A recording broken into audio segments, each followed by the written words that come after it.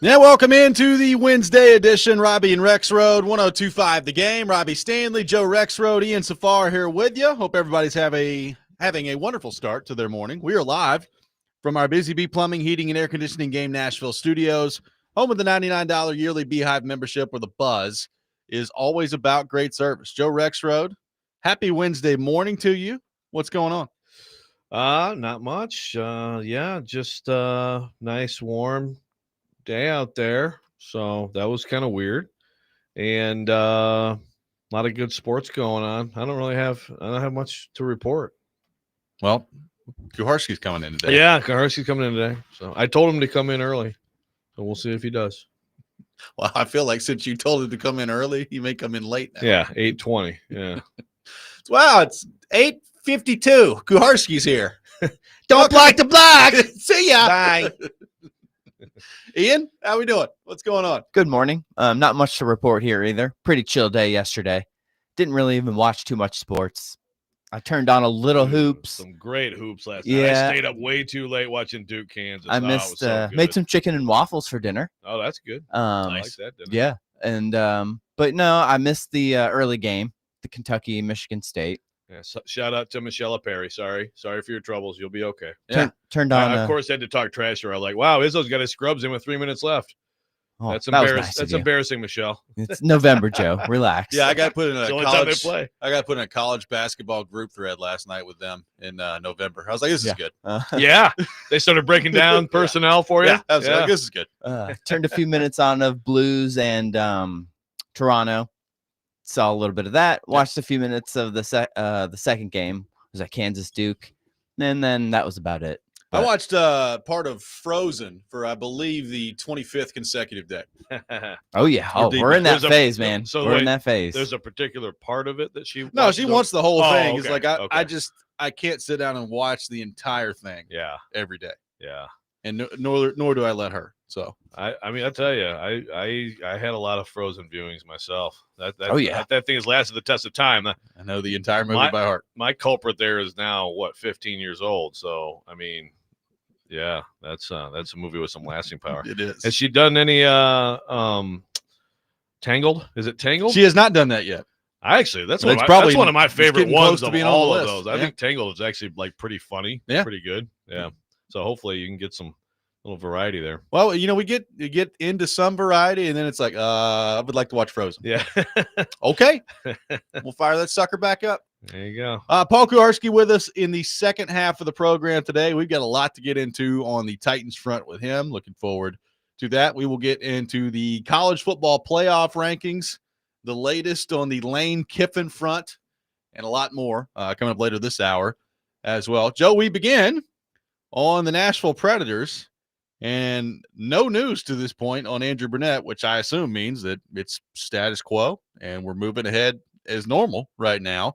I guess that there's a chance that they could maybe make a move today, but I mean, conventional wisdom would tell me, Joe, that if Andrew Brunette didn't get fired on Monday and Andrew Brunette didn't get fired on Tuesday when they're off this entire week, means he's probably not getting fired today.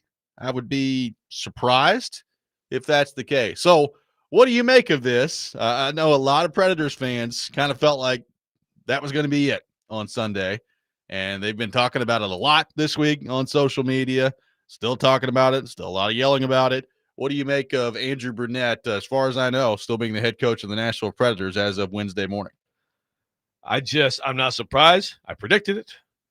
And, I do wonder, it's like, I mean, is it just going to be the whole year? I mean, at some point, I don't know when that point is, but if they continue to really struggle and like we get past Thanksgiving and we get in the holidays and all this stuff and nothing is happening, then I think everybody's he's going to get the whole year. Would I predict that right? I don't know, man. Maybe Barry Trotz, like you said, beat of his own drum. So, maybe he'll fire him like right before puck drop of the next game, man. And just say, well, move out of the way and just take the spot on the bench. I don't know. You know how Nash repels from the ceiling? Barry Trotz repelling into the bench. Andrew, move aside. Here's your pink slip. It's time for me to coach. Thank you. Yeah. I mean, I'm not surprised.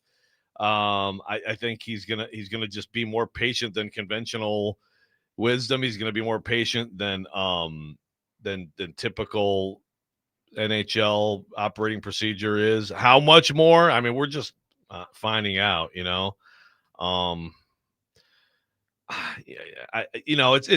like the idea, the point of doing it.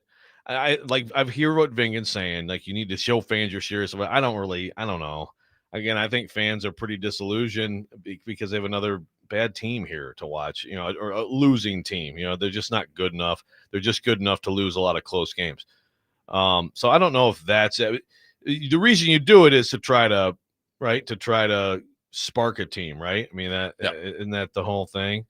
So I guess at some point you give that a try, I guess. But seriously, I'm not surprised at all if this goes the whole year.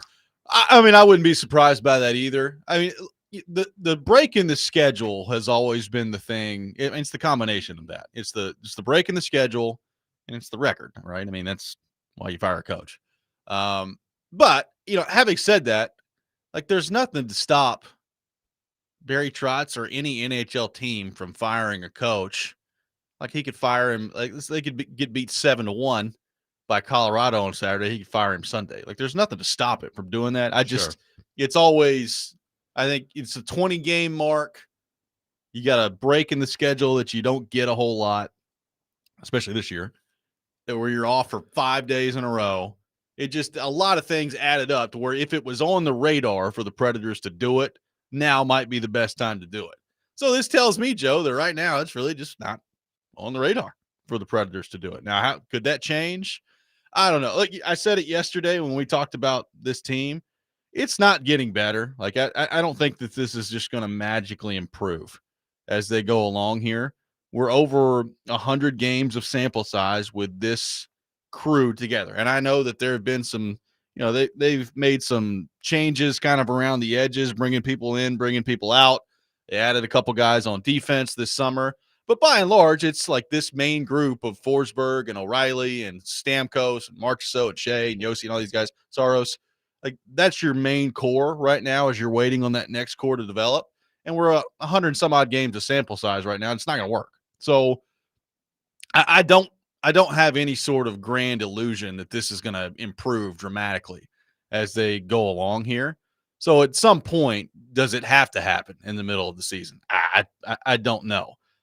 This is just always, to me, looking at the schedule, been the logical point where you stop. And I heard Willie talking about this the other day. You stop and you assess. This is some time to assess. And to this point, there's been no move that's been made. Now, everything you said makes sense. I do think that there's a pretty angry portion of this fan base right now that's like, what are you guys doing? Do something. Like, why are you not firing the head coach? What do you have? What does he have to do for you to fire him? Well, yeah, that's fine. I guess I would, if you're mad because it's like because of what Vingan said, which is like, do something, show me that you get the situation. Fine. If you're mad because you think it's his fault, that's where I would probably argue with you. I mean, like, again, I'm not saying he's faultless. He's coaching the team. They're not doing well. I just, to me, he's not the primary culprit here. He is, of course, the fall guy. He's going to be at some point, right? You presume, just because that's how pro sports go, especially pro hockey. I do wonder, Robby, like at some point is he sitting there like, really? I'm still not fired? Like, wow. Like, geez, seriously? What? It's like George Costanza. Like, what does he got to do to get fired around here, George Steinbrenner? I mean, like there is a certain rhythm and cadence of the NHL that, It's like people just, this is how it goes. And in this league, and this is a good thing for Brunette, I think more than any other league too. It's probably the NBA and the NHL, probably more than anything. I mean, retread coaches, no problem at all. You got plenty of jobs ahead of you. So, I mean, it's John Hines on his third job. Yeah, and it's not like he's ever done anything spectacular at all. Right? I mean, it's just like, yep, he's been a head guy. All right, I'd try this guy. Yeah. So Brunette will get, and that's where it's like a little different than like I'm sitting here wondering, like, when does Brian Callahan get another shot to be head coach if he gets one? Like, I don't know. But in the NHL, Yeah. Well, you'll get another shot. yeah, I mean, he'll probably, if this happens at some point this year, he's probably going to have to go be an assistant for a while. Right. And then he'll, if he does a good job there, he'll get another look at some point. And, I will admit, I thought there was a decent chance that it was going to happen this week. And the schedule part of it is probably the main reason. But, I said it earlier this week, they're 20 games in. I thought it was pretty important, even knowing the faith that Barry Trotz showed in him last offseason, and frankly, the patience that I think Barry Trotz has in this that other general managers just don't have, and the perspective on that front. And you can like that, you can dislike that. That's up to you. But I know he's got it. He's got that patience. I still thought it was pretty important that if Brunette was going to keep his job, you had to get off to a pretty good start. And the fact is, they've won 6 games out of their first 20. That's not a very good start. I mean, they're right there with where they, record-wise, pace-wise, they're right there with where they were last year. So, I mean, it's the same thing that's out there. So that I guess that's the part that's kind of surprising to me. Yeah, and that's the part that, like you said, for some people it's infuriating. I get it. So at some point you'll probably get the whatever you want to call it, the satisfaction of Brunette being fired, and then you'll the next coach, is it important? Sure, but also whoever the next coach is, like I don't. Again, we always do the football hockey comparisons to get the 2 pro teams in town. I think there's a big variance of like how things could go for the Titans based on the coaching hire. I don't really think that with the coaching hire for the Predators. It's about like they've got to completely revamp their roster, and there's no coach to me that's going to make miracles out of what they have right now. Right now, it's all about development. It's all about development right now. So if the rest of this year goes the way I think it's going to go, like you're going to see some veterans shipped out of here, and you're going to see the keys turned over to a lot of young guys, and then it's about development at that point. Get ready for the baby, Preds. 615-737-1025, our phone number. Andrew Brunette, to this point, still a head coach of the Nashville Predators, which I assume means he's going to coach coming up on Saturday against the Colorado Avalanche. We'll take your thoughts on that. Plus, one part of this conversation that I've heard Elliot Friedman bring up, which I do think is going to be really interesting to monitor moving forward. We will get into that. Robby and Rexrode, 1025 The Game.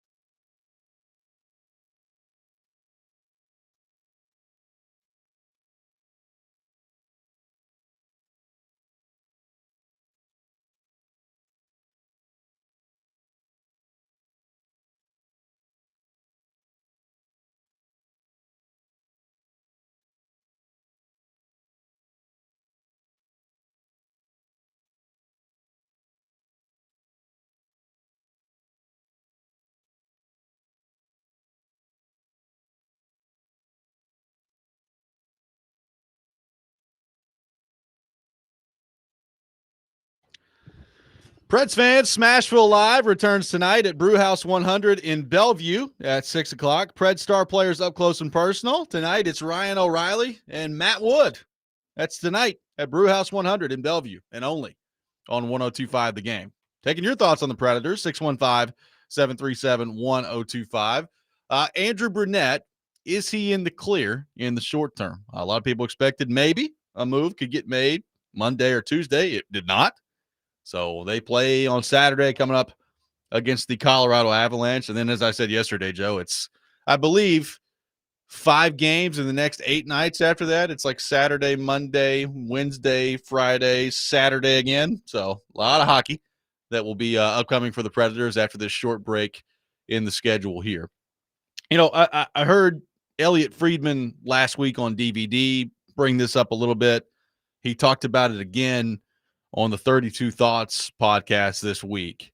And it is something that's going to be interesting to monitor here. And that's, you know, we talk about ownership a lot in this town. You know, Bill Haslam has been around the last couple of years, and he's been pretty hands-on and involved. But now, I mean, this is the first year where he's like officially the guy, right? Like he has officially taken over as the majority owner. So it's now basically his show. So what does that mean? Like, what does that mean in terms of the decisions that they're going to make? What's his style as an owner? You know, Friedman has talked about how, you know, this means a lot to Haslam. He's really invested in this, but he also wants to make sure that he's got as much information as possible before he starts coming in here and making decisions left and right. So I really am. I'm curious. You know, I know he's been around here for a while now at this point, and he's been involved. But now that he's officially taken over, what is that going to mean for this plan here? And you can put Brunette in there. You can put Trotz in there too. Like, what's that going to mean for them as they move forward? And I don't think anybody really knows right now what that's going to mean. Yeah, it's a great question. I would caution people who would immediately draw the connection to his brother, Jimmy Haslam. I don't think they're the same. I mean, they have different personalities, and my mostly from afar perception of Bill Haslam is that I think he's going to be pretty patient and pretty level-headed, and I don't think we're going to see like all these shakeups and everything like that. You know, I think he's taking his time, like you said, to kind of see the lay of the land, but. It's also, you know, I think, and I think a lot of fans would probably agree with this. You know, there's a lot of things that are contrary to pro sports about this franchise that are great. You know, the continuity, the longevity, the relationships, the really good people that have been involved in it. And I mean, you don't just throw that away. You have to respect that for sure. Also, pro sports franchises go through changes, yep. You know, and sometimes they have to go through changes, and it's better to go through changes. And that's my thing is, like, at some point, is it like, okay, it's just time for like a completely new thing with the Nashville Predators. I mean, it really has been a lot of the same people for the whole time. Yeah. Again, that's amazing. That's cool. And if not the whole time, a lot of the time. Or when you start losing, you know, like this, and then it's like, okay, is it time for a little bit of fresh paint on the walls? Yeah, I don't know. I mean, look, I genuinely believe they got a lot of people over there that are really good at their job and know what they're doing. I think they've got a lot of people in their front office that are good at their jobs and know what they're doing. Now, the bottom line is, they have been a franchise and been in this league since 1998. And there have been a lot of good things that they've done. They've had a lot of good teams. And for the most part, other than kind of now heading into the downturn, they have been a consistent playoff caliber team for the most part. They have been past the second round of the playoffs one time in their entire history. And we've talked about that a lot. Ultimately, is their value in being as consistent as they've been in the macro view of this? Of course. Like, you know, I think you're getting a little bit of a glimpse of it right now. If you're a Predators fan that has been calling on them to tank and rebuild for years, I mean, you're seeing right now that while they're doing that kind of unintentionally at the moment, it ain't a whole lot of fun, is it? Like, it kind of sucks, right? So, I mean, I realize that there's a difference between, having as many veterans as they do and losing, and then just having a roster full of young kids and losing. Like, those are not the same things. So I understand that. But the bottom line is losing isn't fun, right? And we've heard from people who don't really have interest in going right now because they're losing. And that's the battle that you fight in the NHL that you just don't have to fight really in the NFL. I mean, you need people in the gate. You need people sitting in the building in the NHL. So it's just a different thing. So, on the one hand, there's a lot that they've done that I think you should be proud of. There's a lot of things that this organization that has done and continues to do that I think is good. But the bottom line is they've made a deep playoff run one time in their history, which is now approaching 30 years. And the salary cap, 2000, what year was it? Oh, when I think it was 06 after the lockout. So we're close. Yeah, right. That's 05, right. 04, 05 was the year we lost. Yeah. So, you're talking 20 because that also to me is I think the judgment should change once you have that in place. And I mean, some of the payroll differences between what they used to have and like the Red Wings were pretty ridiculous. The Red Wings used to be the Yankees. My God, what a glorious time that was. Oh, yeah, let's just go with Luke Robitaille. How about Brett Hall? Hasek? Sure. Oh, yeah, let's go win a cup. No, I mean, and that's the thing. In the cup era now, we're closing in on 20 years. Yeah. And so, again, in 20 years, you should have more success than that. This league is – and there's a lot of differences between the way the NFL is so designed for parity, but there's enough there that in almost 20 years of a salary cap, you should not have one advance past the second round of the playoffs. No, I agree. And look, some of that is you just haven't risen. Like I still believe that a couple of the best teams they've had were better than the team that actually got to the cup final. Like the team the next year was better than the team that got to the cup final. I think the team in 06-07 was better than the team that got to the cup final. Like sometimes it just plays out that way. So it's not like they haven't had some teams that could have or should have made deeper runs, but they haven't to this point. So but they still haven't had a lot. Yeah. So I think when that's the case, I think you got to do it. If you're Haslam, you've got to do kind of a deep audit here of, all right, how do we get there? Because like I said, there are worse situations you can be in than being for the most part, perennial playoff contender. But number one, I think people around here are tired of that. Like they're ready to win. And number two, that's why you play, right? Like you play to win championships. So we had this conversation forever about Chicago. Like Chicago went through the wilderness, right? From like 2017 until basically now. And I don't even know if they're out of it now. They're off to a better start, but they've been in it for a while. They had 3 Stanley Cups to show for it. I bet if you're Predators fans, you'd probably take that, right? It gets a little bit different. Well, and their wilderness also was from like late 90s to 2010. They were in it too. Yeah. Like no one cared. But yeah. That is, I mean, Matt texts us every day, so I'll read it. If Nashville can't support a rebuild, then we don't deserve the team. And so, I mean, it's not even about that. Like there's no danger of them losing the team or anything. Yeah. It's just there is a reality in this league. There's a bottom line. A bottom line. I mean, it's not like I'm not worried about Nashville not being able to support them to the point where they're moved. They're not going anywhere. Yeah. Right. I mean, I mean, I understand what Matt's saying. I mean, this is a test of the fan base for sure. And they don't have the outrageous TV deal the NFL does to where it's just like, a little extra money with the full stadium. Cool. We'll take that too. Yeah. It's not that, but look, I think that's where it's heading. It's just hard for me to see another scenario here moving forward that isn't at least, I mean, obviously you don't want it to be super long, right? But it looks like there's some pain coming. Yeah. So how long is that going to be? We'll find out. And then how does Bill Haslam react to that? And is it our sweeping changes right afoot? 615-737-1025 our phone number. The latest college football playoff rankings are out. What does it mean for Vanderbilt and their path to the college football playoff? We will get into that coming up next. Robby and Rexrode, 1025 The Game.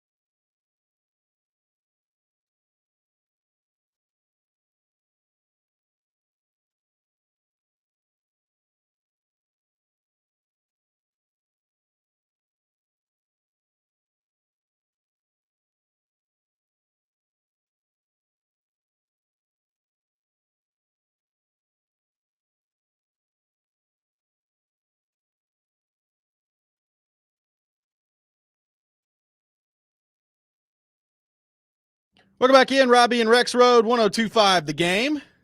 Taking your thoughts on our phone and text lines, driven by WilsonCountyHyundai.com. Joe, I have news that looks like Paul Kuharsky is going to be here at 7 o'clock. Did he listen to you? Have you recruited Paul Kuharsky to come in early? Well, I said I'd buy him 2 beers.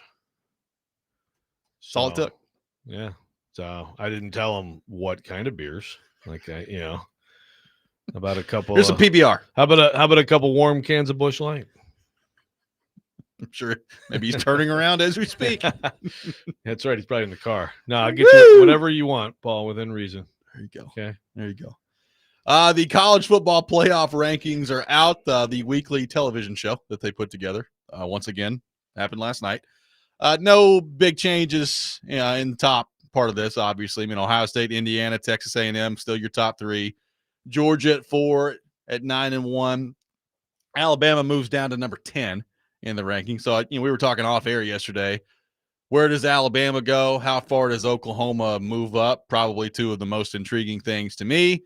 And we see it, Oklahoma at 8, Alabama at number 10, Notre Dame remaining at number 9. BYU at 11, Utah at 12, Miami at 13, Vanderbilt at 14. So Vanderbilt still at 14.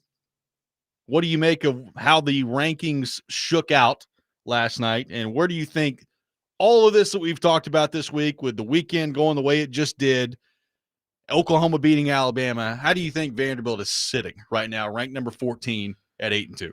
Yeah, they need help. The Oklahoma thing is it's just tough, And if you want to talk about, I know you're one of your favorite people in all of sports, truly needs to be one of Vanderbilt's favorite people, because Missouri, going into Oklahoma, that'd be a huge one for Vanderbilt. But they need help. I mean, some of the help I think they'll get. The Big Ten, there is a scenario where the Big Ten only gets 2 teams in. Now that'd be crazy. But Oregon really doesn't have wins. Oregon has, the win at Iowa was good. That's a good win. Last night, Hunter Yurachek, who's the new spokesman of the committee, because Mac Rhodes is taking a leave of absence from his job, talked about what a great win Oregon got at Penn State, for example. And it's just meanwhile, big one. Yeah. And again, I don't necessarily he's that's a talented team that, they were at that point in the season hadn't gone off the rails, et cetera, et cetera. And I'm like, yeah, that's true. But then he's talking about Alabama, and he's they dropped a lot, and he's they had that kind of unimpressive win over South Carolina. And it's okay, well, that was a road win where they had to come back, and it's a talented team in a tough environment. How is that different than Penn State? If you want to look at it that way and say, look, that's still a team with talent. It's on the road. You didn't play your best. You had to. They just make stuff up. Yeah, it's let's talk about one thing this way to justify this, and then talk about it totally different. Yeah. You talked last night about Notre Dame, Miami. It's their losses are better. Notre Dame's losses is better. It's yeah, but one of them is to Miami. Yeah. So that one is going to be really interesting, and that's another thing for Vanderbilt, by the way. Like we've been talking about, 1 in the ACC, 1 in the Big 12. You need BYU to lose. So they are at Cincinnati. Huge game for Vanderbilt. And then, but you still, even if all the other stuff works out in the other conferences, the SEC getting to 6 is going to be tough. I think 5 is a pretty strong bet. Honestly, one of the biggest things that you probably root for, and we'll see this weekend, there's some things, and it's not until the last weekend, but can Auburn stun Alabama? Because if they can, Alabama's not going to get in. You're going to get in over Alabama. I have my doubts that they'll do that, but then again, it's on the road, man. And Auburn, as we saw coming in here, they do have talent. They feel like they've actually found something at quarterback. But that's the type of thing they need. And then the Utah thing is also just weird to me. But by the way, they just got their AD on the selection committee, so people are really excited. Yeah, that's good. Yeah, they had an opening. That's what happens. You put some AD on the committee, but the fact that it's a Utah AD and they're ranked where they are, Utah just to me should not be where they are. Their best win, they blew out Cincinnati. So, I mean, and they're talented, but their achievement, to me, should not be ahead of Vanderbilt. They are 12, Vanderbilt's 14. So that's another team. Yeah, and then you get into like the Big 12. I mean, Utah has been bombed by Texas Tech. That's probably who they would play. I mean, that's probably a rematch if they get to the Big 12 tournament. And they lost a close one to BYU. I mean, there's no wins. I mean, they blew out Cincy and they blew out Arizona State. Arizona State didn't have its quarterback in that game. Why they would be ranked ahead of Vanderbilt right now, I don't know. Yeah, I don't know. But that's another team that you need to get out of your way. One texter says, I think Vanderbilt needs to root for BYU losing and Yes. Alabama making it to the SEC championship game and losing. See, I don't. I think if Alabama gets the SEC title game and loses, they will get in over Vanderbilt. I agree. Because they beat Vanderbilt. It'll be an extra game that they've had to play. They beat Vanderbilt. And they also have one of the best wins this year in the country against Georgia. Exactly. So, yeah, no. I think 9-3 Alabama, if the third loss comes in the SEC title game. That's 10-3 then. Yeah, 10-3 Alabama, if the third loss comes in the SEC championship game, would still get in over 10-2 Vanderbilt. 100% they would. So, yeah, you really need to. I mean, the simple, if you can get Oklahoma, again, it's like you got Missouri and you got LSU coming in. Both of those teams I think are capable. On a bad day, the pressure is going to be super high in Oklahoma. They've done a great job putting themselves in this position. And then, but if they win out, and then if Alabama wins, and you don't get something like the Big Ten, like what could really help you is like Oregon beats USC, get them out of there. Yep. Ohio State beats Michigan, get them out of there. And then Oregon loses at Washington. That's the finale. Right. And Washington is not a bad team. Like that's one of those. Then, you could compare a Vanderbilt and an Oregon. And, again, Oregon won at Iowa. I mean, Vanderbilt right now has a ranked win. I mean, Missouri is a ranked team. And again, if they win at Tennessee and Tennessee wins this week at Florida to entrench themselves so that's going to be a ranked win for you, okay. Well, it looks a little different at the end. The question would be, and I've heard Josh Pate talk about this, and I don't know what the answer is. If Tennessee is 20th right now. If they beat Florida, I mean, they're probably, depending on what happens in front of them, they're not moving up a ton. I mean, they're going to be right around 20. So if you then lose to Vanderbilt, are you in the top 25 at the end of that? Right. And how do you view that if you're the committee? Yeah, see, but that's because some people view it as a ranked win, and some people say, well, at the end of this, they're not ranked. Yeah, it would. I mean, to me, it's the very end. So this just happened 3 days ago. I'm with you. It happened yesterday. I'm with you. Yeah. I'm just saying, like, the committee would, and they've had situations like that before. So yeah, like that would be whether again you're dicing it up. That's a ranked win. Oh, it's not anymore. Again, that happens for sure. I mean, obviously, when Vanderbilt beat South Carolina and they beat Missouri, like all these wins that were like, wow, huge wins. First time in school history with 3 top 50 wins. Well, now they're not. It's been weeks and weeks of them losing. It's not anymore, right? Tennessee ranked and you beat them that day and the next day, that's going to count big for you. Yes. Clint in Clarksville asking why we're talking like it's automatically a win over Tennessee. Oh, I'm not. I think both of us have said we think Vanderbilt's going to lose to Tennessee. Yeah. The biggest reason their percentages are low is because people don't think they're going to win Tennessee. Well, we're talking about it because if they don't beat Tennessee, then none of this matters. Exactly. Like they're not getting in the college football playoff. So we're talking about right. The only chance they've got to get in the college football playoff is to beat Kentucky and Tennessee, and then some of this other stuff has to happen. Yes. If you've been listening, again, to me, of all the things that need to happen for Vanderbilt, I don't know if enough will happen. It's certainly possible. It's not some crazy Hail Mary, but I think the toughest thing of all of them is probably the win at Tennessee. That's the piece of the puzzle that I think is hardest to get, just based on, I know it's a different team, but based on their struggles against that offense and in Knoxville, that's to me the toughest one. 615-737-1025 is our phone number. We'll take your thoughts on the college football playoff rankings. Plus, what in the world is going to happen with Lane Kiffin out there? Is he going to LSU? Is he going to Florida? Heck, some people think he's going to the NFL. Is that happening? We'll get into all that. Robby and Rexrode, 102.5 The Game.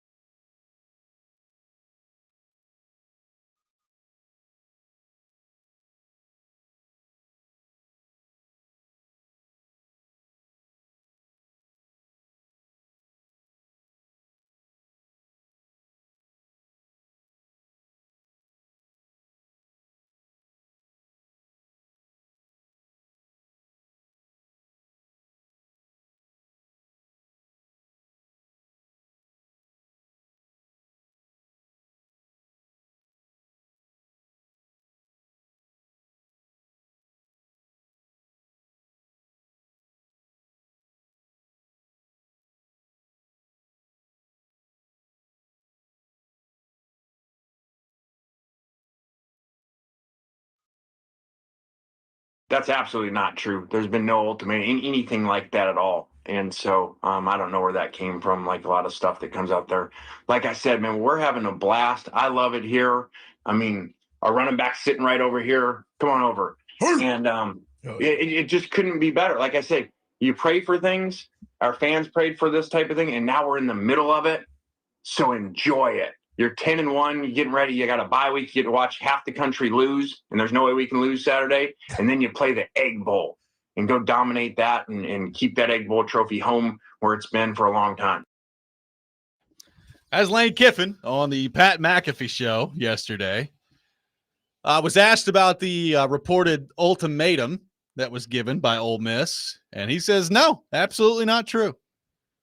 There's still more reporting coming out that's saying that is true. And matter of fact, I think yesterday, Joe, we talked about how a decision they wanted by the Egg Bowl, and I think ESPN has put it out there. They want it this weekend, like Ole Miss does. So I don't know. You got two conflicting things there, as multiple people have talked about. A lot of this probably depends on, like, hey, what's your definition of the word ultimatum? Yeah. So there is that involved with it too. What do you make of Kiffin, where things stand right now with Ole Miss, Florida, LSU, and him saying, yeah, absolutely not true that there's been an ultimatum given? Well, and it's just good for Pat McAfee. You know, well, how does Pat McAfee get all these amazing interviews? Because he doesn't actually ask any questions. Then he plays grab ass for 10 minutes. I mean, he never asks him just about LSU and Florida. You know, it's like you can save it until the end. Play grab ass first. Make your little funny jokes and then ask a real question. But no, he doesn't ever do that. So it's very frustrating. But good job getting the interview. I mean, at least they did address that. And yeah, look, I mean, I think that Lane is playing semantics here. Yeah. Again, it's very interesting.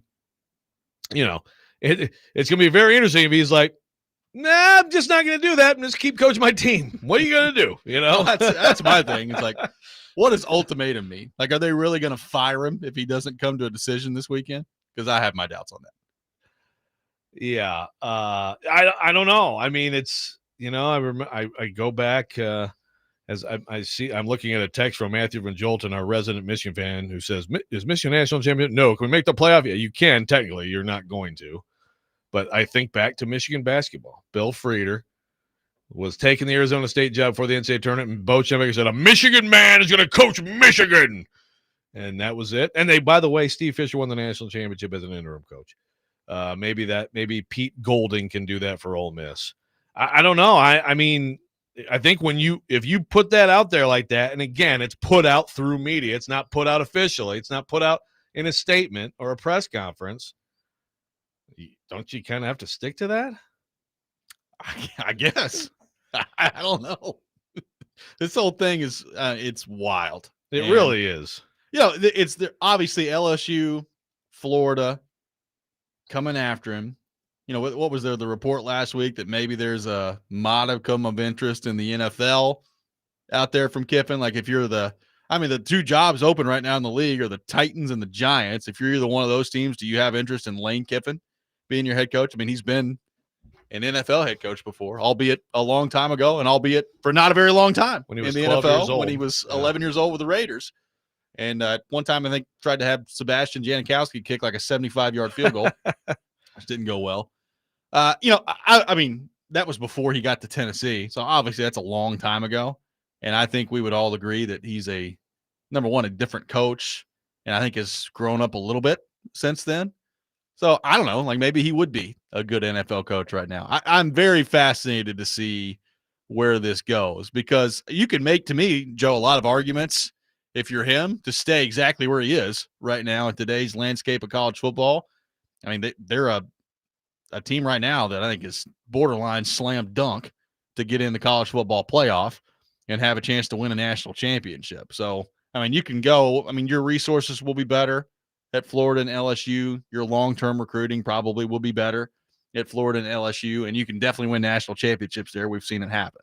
I just wonder, with the timeline being what it is in the coaching world and the transfer portal and all these things right now, the fact that this is like getting squeezed down to right now in the last part of the regular season it's wild. It's playing out this way. Yeah, and it is. I mean, it's obviously like this will be the most wild one because it's Lane and it's, you know, multiple huge programs and like, you know, like it's not going to be like this often. But the whole calendar is just horrific, you know, for college football. You know, for this to be like this, you know, the fact that you can. You know, again, I feel like they need to, and the problem is it's like college football. It's a bunch of factions, a bunch of conferences. They don't have a they, right? You know, they're not unified on things, but like you got to have some. We talk about coaches always talk about guardrails. AD's about guardrails with the money for the players. We need some guardrails with like timing on when coaches can leave and things like that. Again, just like the NFL has certain rules when you can talk to people in the playoffs and all that stuff. The difference, of course, is the NFL. You don't have constant recruiting. You have a free agency period well after that, so that the calendar all makes sense. Right. In college football, it makes no sense, none of it. And I don't know the easy answer because you were also like when players are moving, you got between semesters when you have to do things. But I mean, I think this is a good example for everybody of how broken this is, that we would even be in this position. You know, I mean, it just really sucks for Ole Miss. Like, this should be like the greatest year for Ole Miss ever, you know, since like Archie was there, and Archie didn't win any national championships. Yeah. And instead it's just this a mess. So I'm actually like, I say good for Ole Miss for saying like, you know what, maybe this can be contractual. like with some people or something. You know, I mean, you can put in individual coaches' contracts on timing of stuff or what. I don't know, but I'm fascinated to see how it plays out. And I've kind of been like hey, just stay at Ole Miss, man. You've already proven that you can get a team to this point. We'll see what you would do in the tournament, but you're telling me as a 5th or 6th team that's not a team that could potentially make a run? I mean, the one loss they've got this year, they were winning basically the whole game on the road at Georgia and screwed it up. And they've the won at Oklahoma already. Yeah, I mean, they're a good team. So, I mean, look, are they Ohio State? Probably not from a talent standpoint, but they're good. I mean, they've got a chance. I mean, a lot of this, as we found out last year, Joe, also just depends on, like, where does the bracket fall? Like, who are you playing? I mean, Penn State got 2 wins in the college football playoff last year and then fired their coach halfway through the next year. So, like, a lot of this just depends on how is that bracket going to shake out for you in the college football playoff. So, depending on what their matchup is, they absolutely could make a deep run in the college football playoff. Right. And look, I mean, there's obviously, I mean, there's some tremendous coaching that's going on. I mean, their quarterback is Trinidad, this kid who was at Ferris State last year, and it's like, wow, he's really freaking good. I mean, you have to, maybe that's a little bit of luck, a little bit of, obviously it's a lot of coaching. Maybe Lane doesn't feel like you can sustain that, but it seems like they've built some pretty consistently good teams. Could you have more at your disposal if you're at Florida or LSU? Sure. I don't know, man. I'm rooting for Ole Miss. I'm rooting for him to like stop trolling everybody and stop trying to weasel out of this whole thing. Like, this is a moment of truth for a lot of people. Make a freaking decision. The LSU, it should be called the LSU governor. The Louisiana governor told some people at a fundraiser, like, I just talked to Lane for 2 hours on the phone. It's like, really? Is that true? Lane, you spent 2 hours talking with the governor about the LSU job? Like, I mean, 2 hours is a long time to be on the phone. Like, what are you guys talking about? He just probably put the dude on speaker. I had a bunch of buddies over, like, listening to him talk, you know? I tell you, Lane, we can do this, my friend. I don't know. It's just like Lane is a great coach, but like he needs to just make, you know, I'm glad that they gave him an ultimatum. Well, I just don't know how that's going to work. Yeah. What are they going to do when he says, yeah, I'm going to take the Florida job? I think you're going with an interim coach in the playoff. I think that's a really bad idea. I do. I just, man, Not even coach the playoff, huh? that is hardcore. I understand that, like, now, you know, players move around and stuff like that, but for all the players who are underclassmen, you know, who think they're coming back, and plus, like if you're Ole Miss, like, oh, great, so our top, 10, 12 underclassmen, he's gonna just take with him, right? So what they're already talking about, like what it's gonna be like at LSU or at Florida. Hell no. Let's go win a national championship. Yeah, but I don't see how you're going to if that's the decision. I just don't see how you're going to. I think you just got to say, nope, that's a clean break. Thank you. Go recruit for that. And plus, if you're Florida LSU, is there not an ultimatum on their end? Coach the playoff. Hey, buddy, the reason that we're hiring you right now is because you're recruiting players right now. I'm not going to suck next year, right? It's a good question. I don't know. Ultimatums all around. It's amazing. The timing just could not be worse on all this. Right. Which makes it very fascinating. Typical for college sports. 615-737-1025 is our phone number. We will get into the Titans coming up next. Cam Ward's production, not very good. What is fair to criticize with him, and what is fair to criticize with this situation? We will get into all that. Paul Kuharsky is with us, and we've got PK with us for the next 2 hours. Robby and Rexrode, 1025 The Game.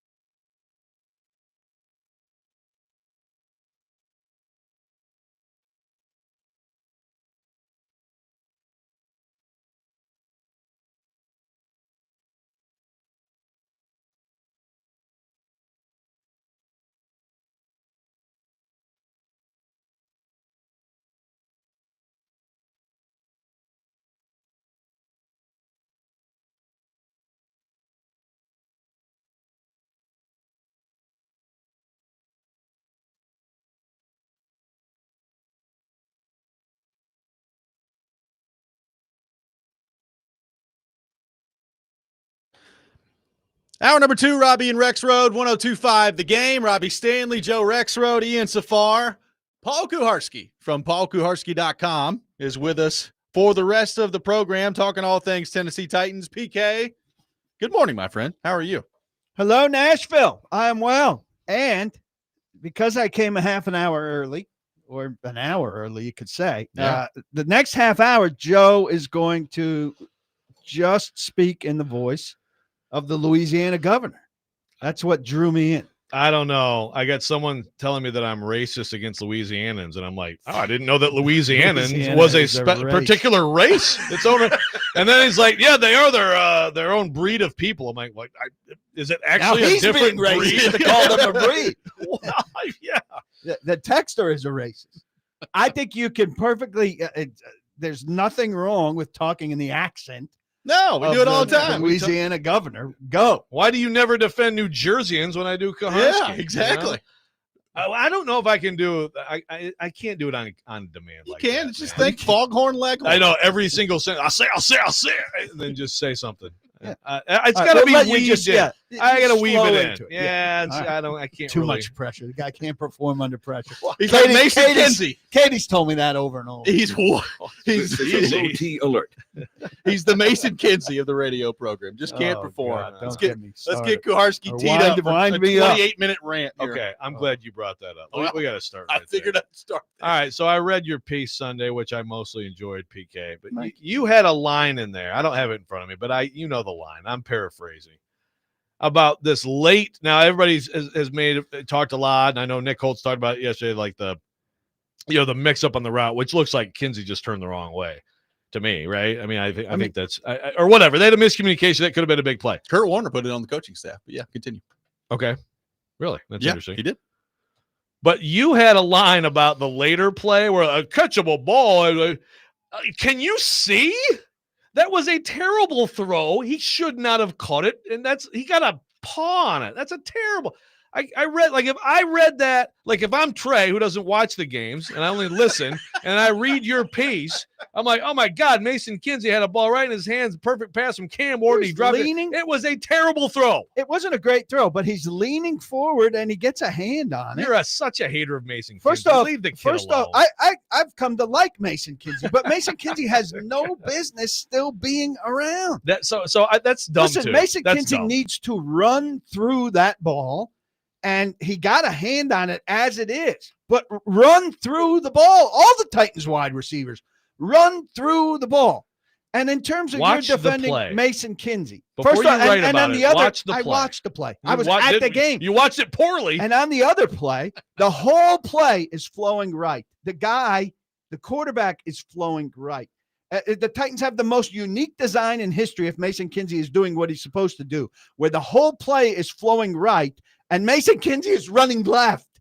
I examined the route. We talked to Holtz about it. I talked to somebody off the record about it. He's supposed to get right and get up the sideline, in which case he would have come back slightly left to catch that ball. He mangled it. Okay, but see, so you're adding context and stuff that I understand you didn't have it Sunday, but the way you wrote it was that it was just this catchable ball. It was not. He's wide open. Yeah, it was a bad throw. And he got himself, it's a bad throw, but he also got himself all turned around. But you didn't write that. And looked like an idiot because he was being an idiot. There's only so many things that can happen with that ball. If you're flowing I really like this Mason Kinsey idiot. Really like him. If you're flowing right into all of that space, you have to know how the ball might arrive there, and that the fact that you turn around and face inside makes no sense to catch a ball that's going to be delivered there. No sense. Here's what Kurt Warner had to say, because he was asked about that. I think Justin Mello. Well, wait. But this is about the other one now. No, this is about the one in space. Yeah, the one in space. Not the one you think I'm completely wrong on. The one that you're defending him on unreasonably. Yeah, so, I'm arguing about the later one, but that's fine. Okay, go ahead. Kurt Warner said, for me, I have no idea why you run this concept with a rollout. No idea how the wide receiver is supposed to look back at the quarterback with that angle. This can be a really good play from the pocket, and wide receivers always look back to the inside and definitely squeeze the sideline more, but just no idea how the wide receiver can feasibly run this double move and see the quarterback if they want to keep him running down the field. I blame the concept more than I blame the wide receiver or quarterback in any way. Yeah, it's not the concept, though. He's supposed to get over earlier towards the sideline and then run up the hash marks and look up, and the ball would then be delivered over his left shoulder, and he could lean back inside to get it. But he's got no effing clue what he's doing there. And to my broader point, Joe, and I ranted on this on my podcast after the game. I clipped it. I put it out, and I'll say it again. Mason Kinsey in 2020 arrived here. They should, hey, this guy's got some intriguing qualities. Let's look at him. All right, we like him a second year. Let's look at him. All right, we know what the ceiling of this guy is. We really like him. Great. So he's your ninth receiver. We really like him. We really like him in practice. All the issues the Titans have, and you're worried about who their 11th receiver I'm is. worried about all of their issues. That's my job. You are a check-in guy, and you can be concerned only with the I'm worried about primary your issues. issues, which I'm you're putting on concerned- display for the public right I'm now. concerned with all of the issues, and this is emblematic of their issues. 3 regimes have said, yeah, we'll keep him again because he's a good practice player and he plays safety and receiver for the scout team. And if he's called up, yeah, okay. Instead of, all right, we've seen this guy for 2 years. We've seen this guy for 2 years. We know his ceiling. We've got to get somebody who's an inch better than this guy, and then examine him. That would fix everything. And then examine the guy him. who only would play if like 8 people get hurt. Oh, if you fix that, then all is well. All right. Well, that's how you run your team. I'm going to run my team that I want a guy every year on the practice squad who's an inch better, who's got an inch better ceiling than the next guy. And I'm going to repeat that process. And you know what? Get some starting And you offensive know what? linemen. Yeah, starting edge. Did I say don't do those things? I'm going to do all these things simultaneously. You're just I'm going to do it get all. a better You're gonna offensive fix line. the whole thing. Well, I'm going to work on everything. You're being unreasonable. Mason Kinsey is fine in the role he's in. He can He's come not. in and yes, he He's is. not. He Yes, came into is. that game, and on 2 key plays, he wasn't a professional receiver. I need the guy that comes in the game to be a professional receiver and not look like a dunce on the one play because he knows to get over to the sideline and turn and find the ball over his left shoulder. And then it would change the timing of the game, and I might have the chance to kick the game. I'm sure we'll get by 2043. We'll get to the Titans fixing their 9th receiver. Then they'll finally get to that one. That's a huge issue. Am I crazy here, Robby? Huge issue. Do they have to do things in chronological order? They can only get to the least important thing last. They can't simultaneously do a whole bunch of things. Mason Kinsey is better at that role than some teams have. This is what some teams have. But why can't the Titans work on it and not for 6 years have the same guy? Because they have more pressing pressing issues that they're failing at. Joe, this is crazy that you're saying they have more pressing issues. They can address multiple issues at the same time. He's not an issue. They can rebuild the This offensive is what I'm line saying to you. and get a better practice squad receiver all at the same time. What I'm saying to you is he's not an issue. He's absolutely fine in his role. There are teams that have that guy in the exact same spot who's not as good as him. For 6 years, there's no six. I'll go through the league this year. Cares? There's no 6-year practice squad receiver because teams tried to get better at the spot, but not the Titans. 3 regimes are like, that guy's fine. We don't need a better guy there. He's fine. As I said yesterday, I want a team that tries to get better at every spot.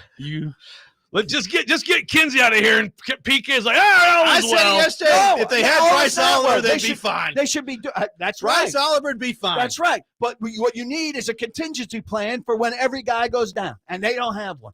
It's a symbol of their failure at depth. They don't get better depth.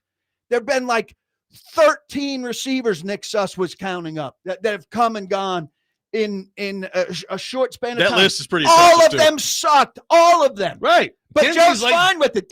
Keep Kinsey. But Kinsey, that's fine. That's a thing. It's okay that you've missed 13 times. That doesn't matter. Kinsey's fine. I bet he doesn't play again. Yeah. Again, he's not supposed to play. I mean, he's not supposed to play. This is an extreme I have a situation. dream of a football team where every guy's capable of playing if he's called on. You know who had that dream? Oh, good. You know I who have had a that dream. Oh, good. Mike Vrabel. He did. Mike Vrabel had that Here dream. we go. And you know what? Mike Vrabel, when the time came, could put a damn guy on the football field, and he would almost, generally be capable of producing what he was asked to do in a given week. Wow. So, again, it takes 5 seconds for PK to put his nose up Vrabel's ass again. Amazing. I mean, I can't we believe always you're wind so back to content. that, don't I can't we? We believe just you're always so, wind back to that. So content. Mason Kinsey got on the field when Vrabel was the coach. He sure did. and did a lot better than he did this week. Well, that is true. He did not just completely run the wrong route. This If week. Mason Just Kinsey, get rid of Kinsey. if Mason, All is well. if Mason Kinsey is on next year's team as a 7th-year practice squad / 53rd guy, that is a massive indictment of this team's unwillingness to let go of a sentimental guy who's good at practice and cannot help you in a game. I got to say, PK's got a lot of support on the text line right now. Yeah. I mean, I understand like people. But now he understands. No, shut up. I understand that people are going to yell at Mason Kinsey like Paul is, but again, in his role, what he is totally fine. You don't expect him to play. You don't want him to play. He only played because of an extreme situation. Who cares? Be Who ready cares? for extreme situations. That's part of being an NFL football team. They're tanking anyway. What are you talking about?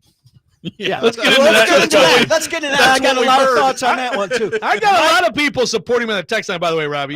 Mike McCoy has signed up to tank 80-20. in the most logical move Count ever. 'em up. Mike McCoy has signed up for a tank. 615-737-1025, our phone number. We will get into the tanking conversation. We will get into Cam Ward. All that coming up next. Robby and Rexrode, 1025 The Game.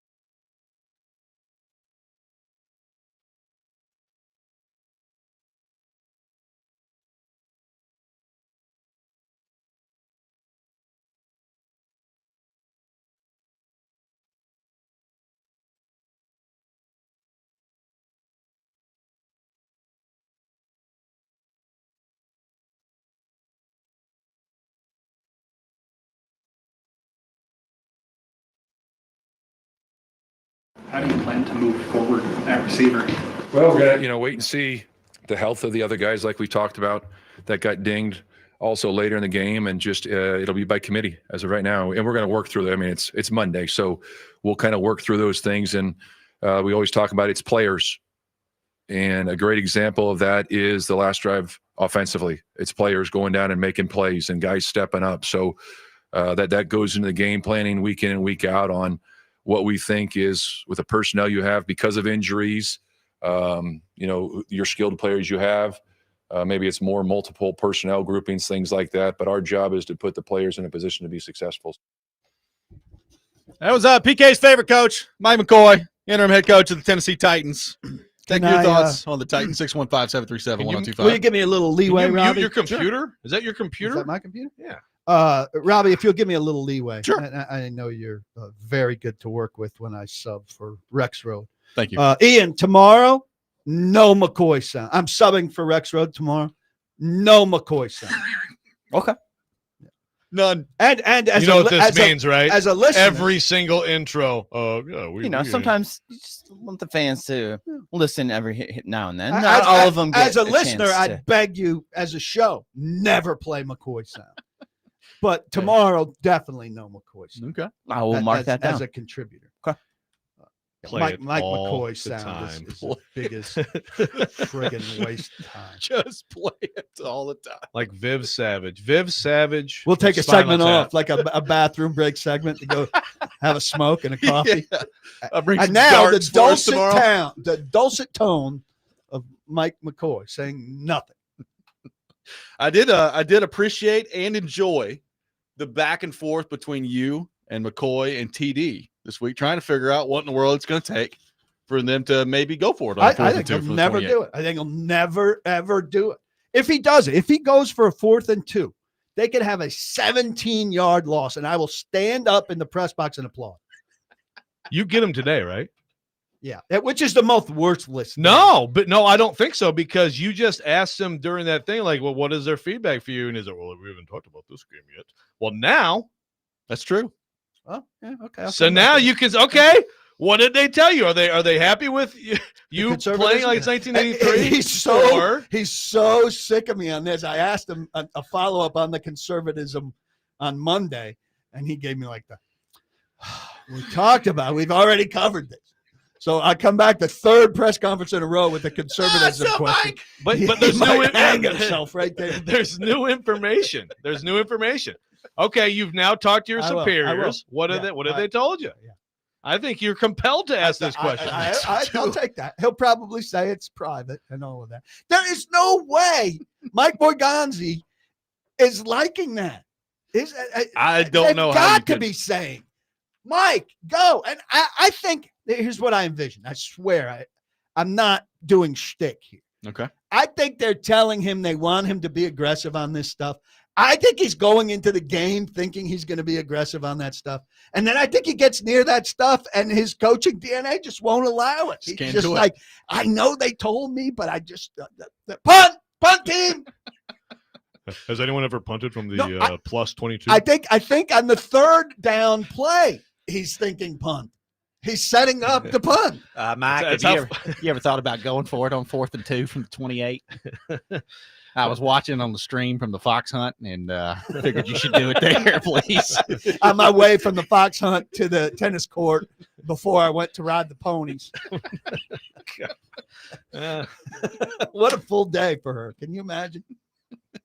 I'm glad YouTube TV was back. Was able to watch the whole game.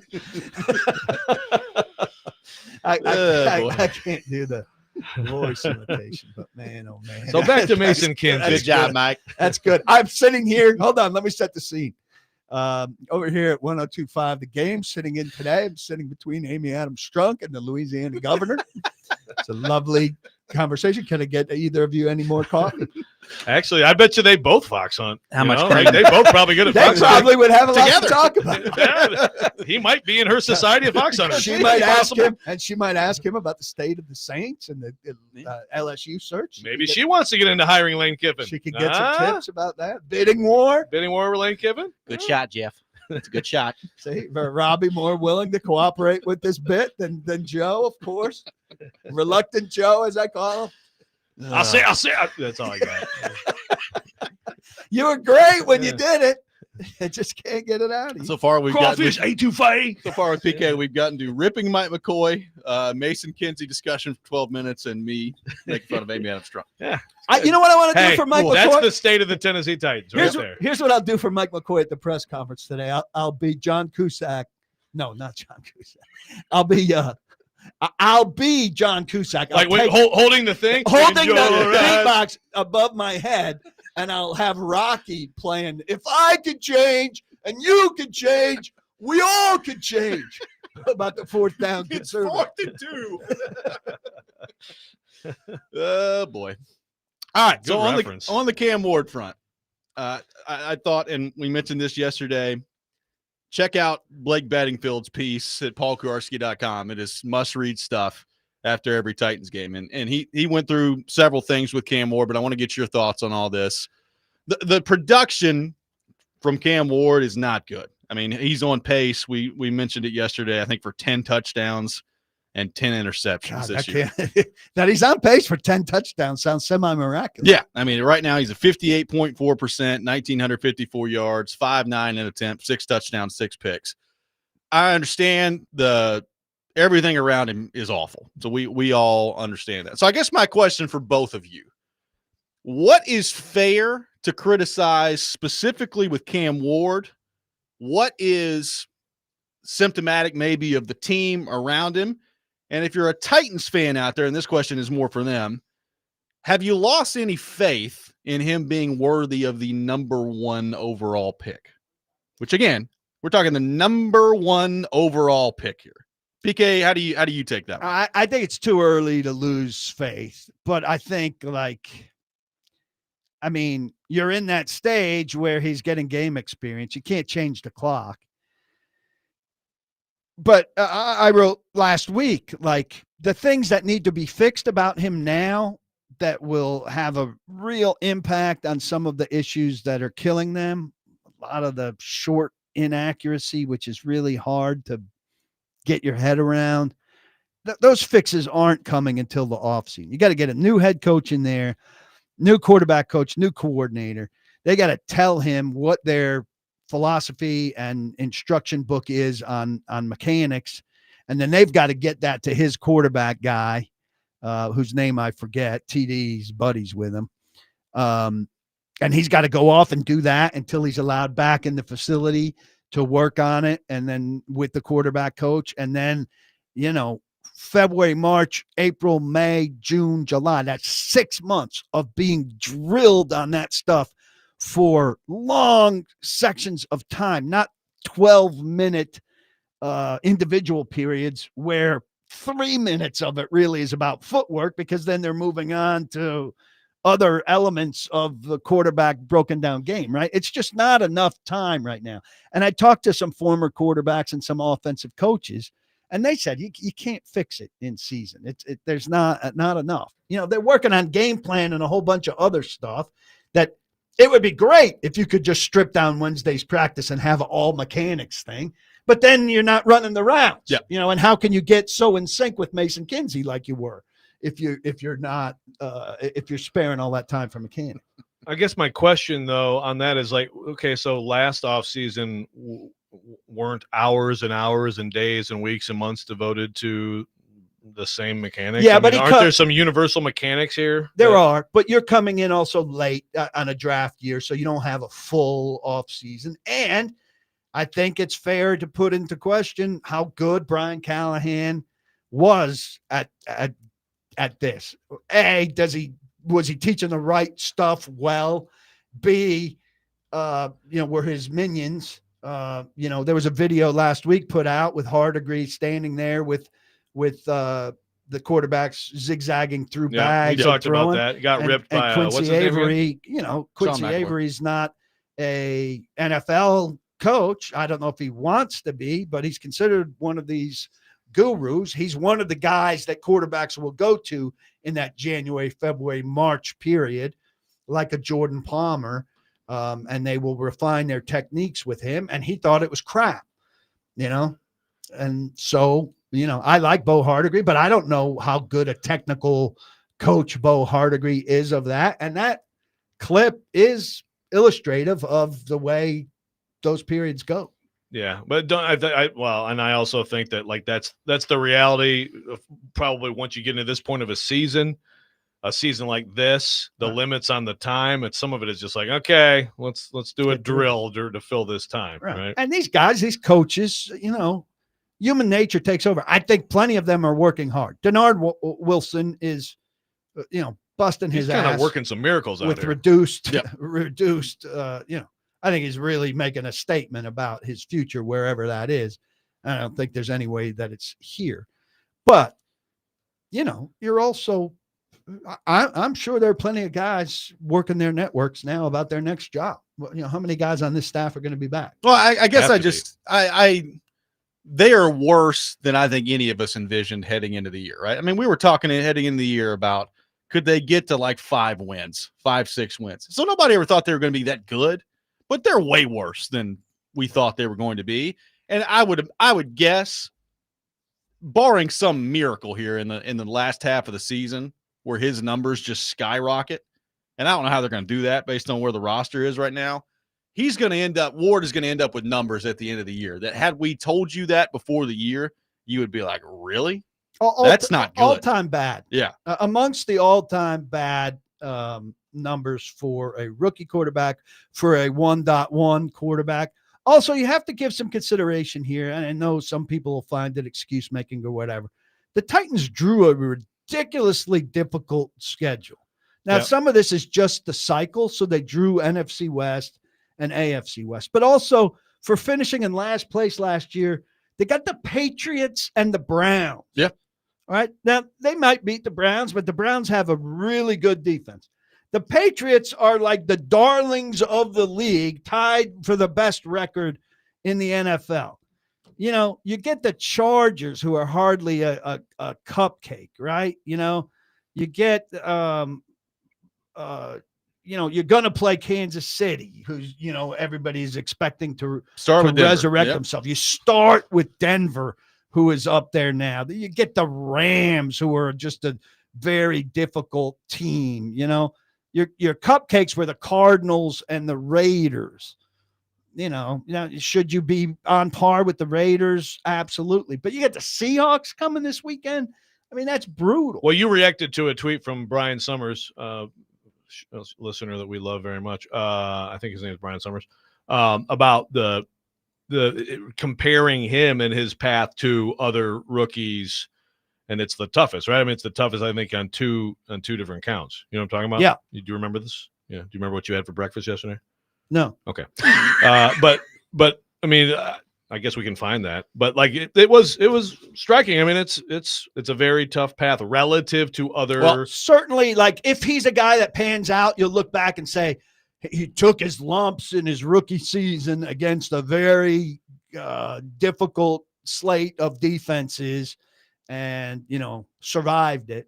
And certainly in terms of quarterbacks that we've seen, and we've seen this a lot, how many guys that had really rough starts are standing at the podium on Wednesdays sounding just beaten down and a shell of themselves. And he's not like that, So I think there's, if you're looking for kernels of good things about him, I think quarterback personality is a big deal. Like you got to be able to last through some adversity. Some guys are saying there's some young guys who have no clue how to deal with adversity. They're not talking about Cam Ward. Yeah, and we're going to get into that later in the show as well. We'll continue the conversation on Cam Ward. We will get to some of your calls and texts as well coming up next. Robby and Rexrode, 102.5 The Game.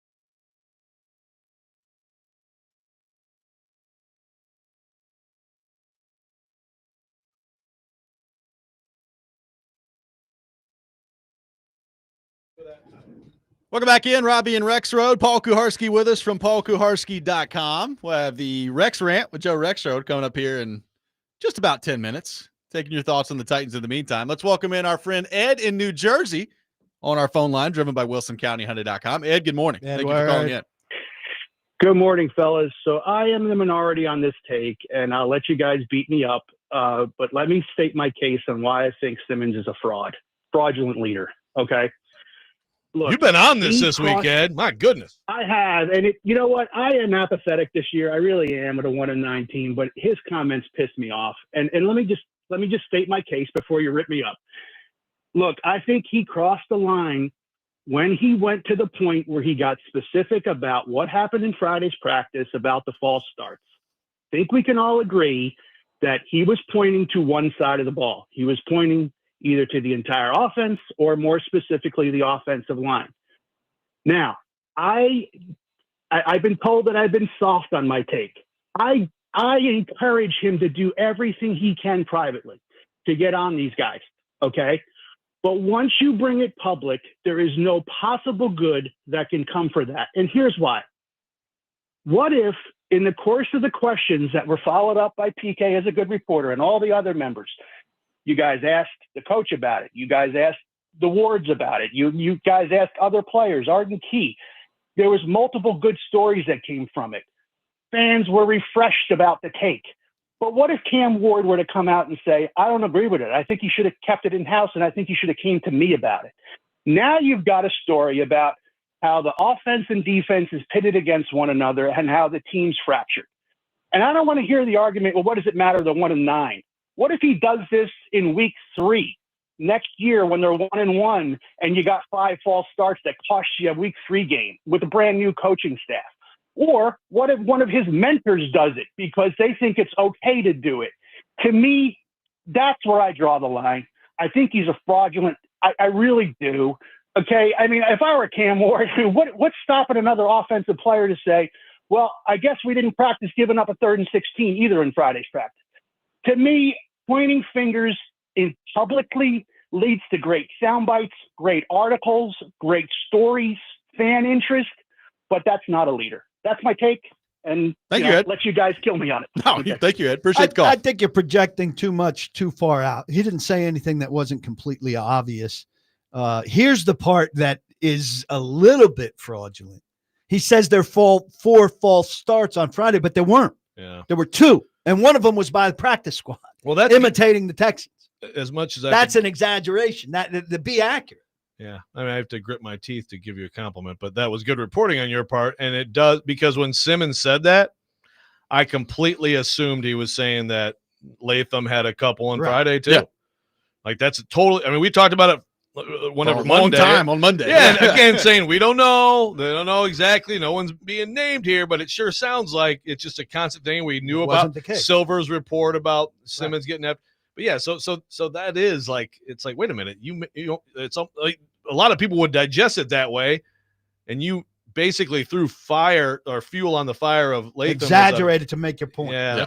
So that is, but I think Ed's a little, because I don't know, you tell me, PK. I just feel like it was, a lot of it was heat of the moment right after the game, emotion, right? Yeah, I'm waiting for somebody to do it. I think I'm not going to say good leadership, bad leadership. I'm going to say when you have a player, and the Titans haven't had many of these, but in their best days, they had players who, you know, were above fearing management, who could speak candidly about things.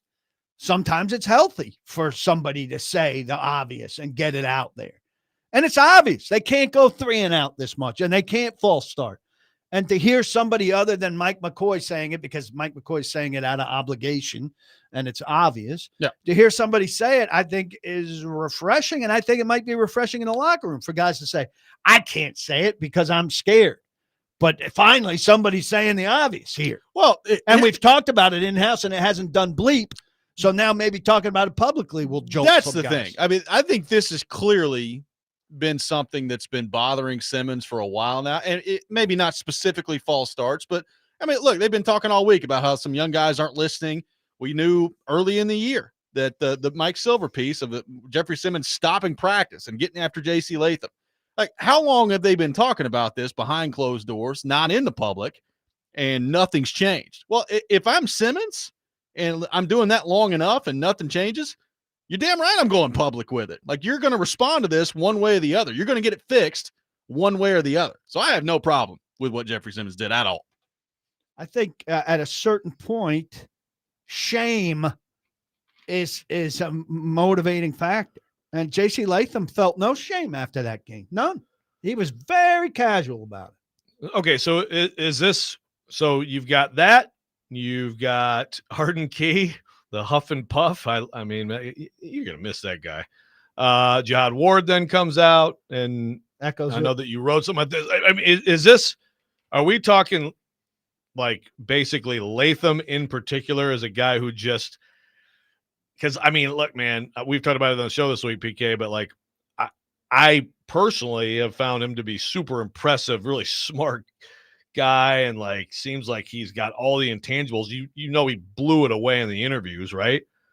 But, I mean, is it like, is he faltering in some way and not connecting with teammates and not responding the way he should to, like, tough love? I mean, is it about him? Is it about more than him? I think it's first and foremost about him. I think it's partially about Sweat. But I think Latham, the 2024 top two picks. Yeah. Thanks, Rand. Chad's fine. Well, thanks, Rand. Leave your buddy Chad alone. But what I wrote is, and from Latham's standpoint, I think it's his first real adversity, right? He went to IMG and he went to Alabama. How much adversity are you facing at IMG in Alabama? You never 1-9, you know? Yeah. And then you get to the NFL, and Ward, this is what Hottie Ward said, you know, you're facing it no matter what. Nick Holt said this too. You're facing it no matter what at the NFL, no matter who you are.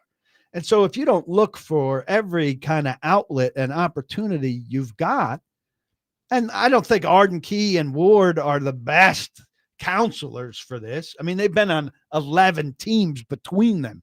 It's not like the league has said, I got to have this guy as a pillar of my team. Right. But they're producing on this team, and they're some of the best guys this team has.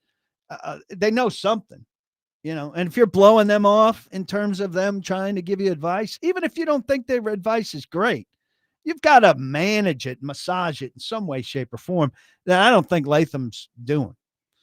And he just seems very ho-hum right now. And ho-hum on a bad team is bad formula.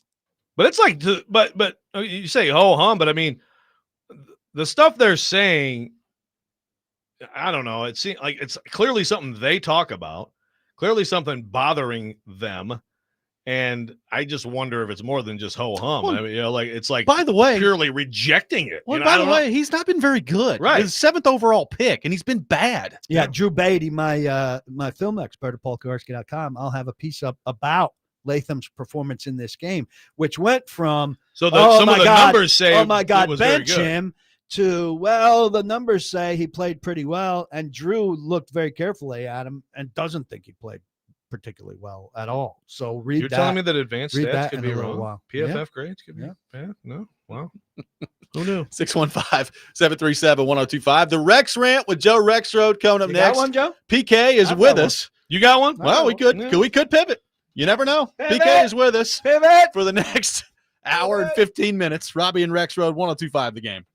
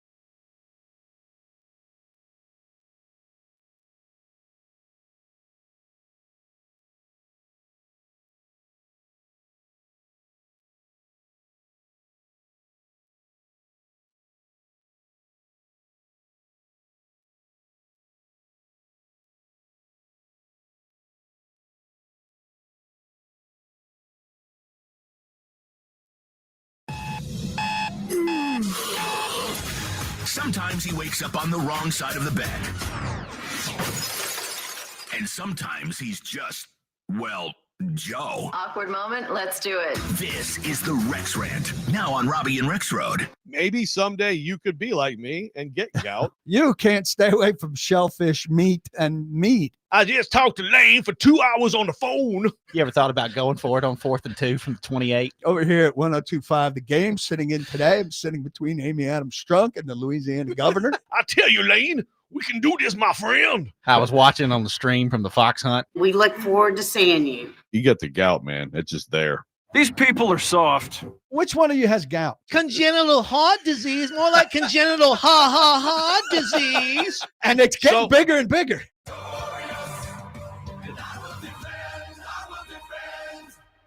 It is time for the Rex Rant, brought to you by Functional Medicine of Tennessee. Rise up to better health. Check them out at functionalmedicineoftennessee.net. We have an audible. Paul Kuharsky will be ranting today. Disease. I think that's his favorite thing you've ever done, Joe. Good. You come down here, have some crawfish etouffee, you won't get a heart disease. Paprika. Paprika. Yeah, not too much paprika. You might ruin it. I'm going to do the rant, and mine is a serious rant. And I'm stealing it. Oh, good. I'm stealing it from, is it Jeff Pearlman, the author, whose most recent book is about Tupac. It's right up your alley. Yeah, actually, I want to. It's Tupac, but yeah. Tupac? Who is that? Is he a rapper? Yeah. Oh, is that R&B I'm music? providing some comedy early before I get seriously into this. So Jeff Pearlman, Tennessee alum, by the way. Mike used to have a 2-pack of cigarettes every day at the facility. All right, we got some comedy gold, and now I'll turn serious. Kenny Easley, the Hall of Fame safety, died in the last week. And what the NFL doesn't want you to know about Kenny Easley, his death, is kind of what led to his early death. He was traded from the Seahawks to the Cardinals in 1988. And when he had his physical, it revealed kidney failure and a need for a transplant. This is from Mike Sando, the great, he's now with The Athletic, your colleague. Friend of the show. When he had this physical, it revealed that his creatine toxicity level was 22. Anything above 10 was considered life-threatening, with normal readings falling between 0.5 and 1.7. Wow. Normal reading, 0.5 and 1.7. His was 22. Doctors were amazed that Easley had been able to play. Easley sued trainers, team doctors, and the manufacturer of Advil after his diagnosis. He alleged all parties contributed to the kidney damage he suffered from ingesting between 16 and 20 ibuprofen tablets daily for 3 months after an ankle injury in 1986. The suit was settled out of court. There is a segment of the NFL player population, my old friend Frank Wycheck included, who died from a fall but suffered from serious CTE. The NFL just wants these guys to quietly disappear. You go to NFL.com and their obituary of Kenny Easley does not tell you that he had major kidney problems that were a result of how doctors told him to deal with it. And the NFL, I've had this conversation with a couple people, wants these guys who are going to pass away in the next 10 or 15 years, some of them very young, to just peacefully go away. And once they're gone, then there will be fewer stories of NFL players who are dying as a result of miscalculations by doctors and CTE and stuff because they woke up and started not to offer these treatments. And I think it's the duty of fans and media to call attention every time there's a guy like this, to remind everybody that the NFL is culpable in a lot of these deaths. So when you think of Kenny Easley, you see the Hall of Fame card, they do moments of silence or whatever that have happened. Remember that the NFL helped Kenny Easley die young. Well said. I would say that what the NFL does is what we see with, and you can take it to so many different, right? It's human individuals get trampled by the brand, by the corporation. I mean, that's right. Like that happens all over the place. The big shield. But what the NFL needs to do, and there's stories out there of these guys not getting their money on time, not getting enough money. You have the money to at least, it doesn't make it right, it doesn't fix it, but by God, you got to pay these people, and you've got to pay them on time. And I mean, it's absurd to me that it's not surprising that this is how they conduct themselves at all. But you can make this somewhat right, at least by doing the right thing by them. And by all accounts, they're dragging their feet on that stuff and not giving them enough. And that's and he took a settlement, so the number's good enough that he was willing to be quiet about what the number was. But how about the number's so good that you're proud to say what the number is? Hey, we tried our best to take care of this guy and his family who we know didn't get what he deserved. Yeah, well, and they,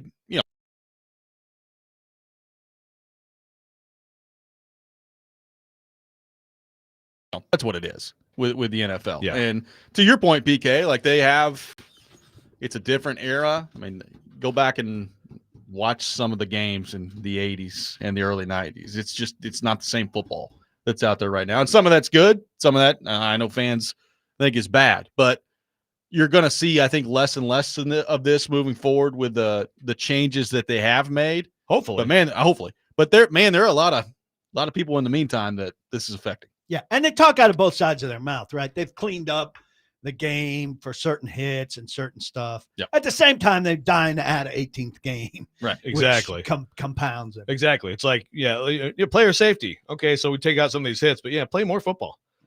I mean, the hits, the subconcussive hits have not changed. The blindside blocks, all that stuff, you had to get it out of there. The subconcussive hits that offensive linemen, defensive linemen take over those aren't any different. Yep. And at some point, there may be a reckoning there. I mean, look, I hope this stuff is working, but are we ever going to get to the point where, we could diagnose someone for being predisposed? I think that's part of it too, right? Like some people obviously get severely affected by the same things that other people seem to have no issues with, right? And a lot of these guys will take the trade-off. I did a big story back at the Tennessee. Sure, I mean, Kevin Wise said, I know what I'm doing to myself, and I'm setting up my family for generations and generations and generations, and I'm willing to make that trade-off. And I think almost every guy in the NFL, striving to make money or making sufficient money will say that. Sure. I kind of have it on my calendar. Antoine Odom, who was a decent pass rusher, one of those Jim Washburn projects, told me that. He said, when I'm 50, we'll see how I feel, but I'm willing to take the trade-off. And I kind of have it like, I think Antoine Odom is 43. But in 7 years, I would love to go sit down with Antoine Odom and kind of revisit what he said when he was 28. We got one more hour with PK coming up next. A lot more on the Titans to get into with him. We'll take your thoughts at 615-737-1025. Tonight on Totally Hits 93.3, catch MTSU men's basketball. They're taking on Michigan at 5:30. Coverage also available on the Totally Hits Nashville app and at totallyhitsnashville.com. Robby and Rexrode, 1025 The Game.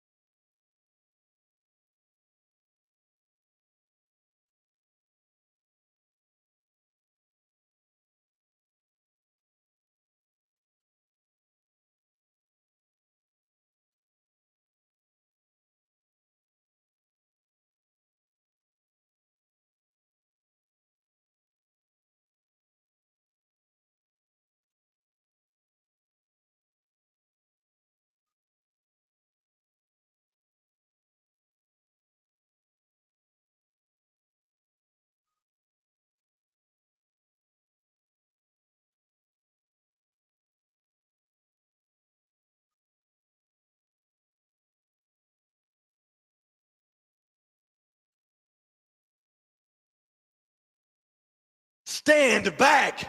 There's a hurricane coming through. We were treated to a bonus hour of Paul Kuharsky from paulkuharsky.com today. And now we got one more. Paul Kuharsky brought to you by Jimmy Kelly's Steakhouse and Sealmaster. And if that's not enough, he's going to be with me tomorrow. Well, I'm here to see Rexrode out the door and to improve your radio experience tomorrow. But we'll put up with Joe for another hour. Yeah, thank you. You're welcome. I appreciate it. You going to a beach tomorrow? I got all your in-season vacations. No, I have a thing I have to do for my other job. Very mysterious. Thanks for asking. Very mysterious. On assignment, as they say? Yes, on assignment. Are you following Lane Kiffin around?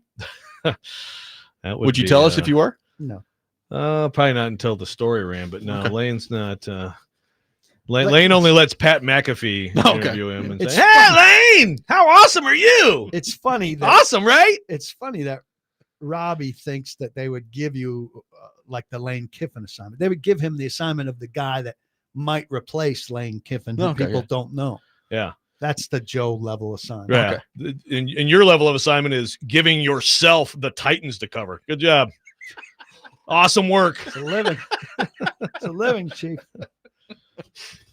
We brought up Cam Ward earlier, and we will, I'm sure, get in and out of the Cam Ward conversation throughout the hour here.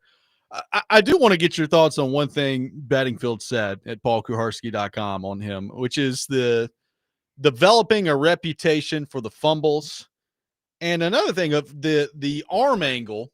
And you've talked about the footwork part of this, which for sure I think is going to have to be worked on in the offseason. You know, I think having the arm angle and being able to throw it sidearm, we talked about Stafford yesterday. He can do it, right? It's a great thing to be able to do when somebody's staring you right in the face and you can bend it around them and throw it from different angles. It's a good thing to have. You know, there's a play on Sunday against Houston where Ward is in the pocket. It's clean.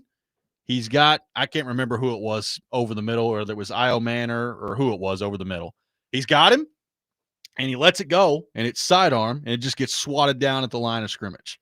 And I wonder, like, how much are we noticing that being a problem of just throwing it sidearm, the angle in which he's releasing the ball, when maybe it's not necessary?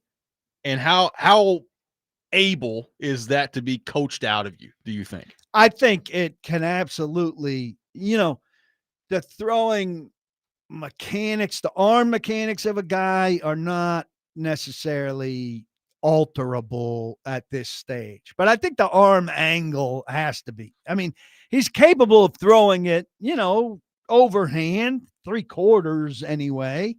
He drops into that, I think, out of comfort and habit. And like you say, sometimes it's great. He's throwing it under a guy's armpit when the guy's hand is up where he would be throwing it.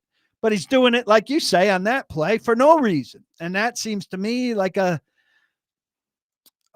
lazy falling into a bad habit thing, not a necessity thing or a not correctable thing. And it got to get to a point where the default is up and the exception is down, and the exception is out of necessity.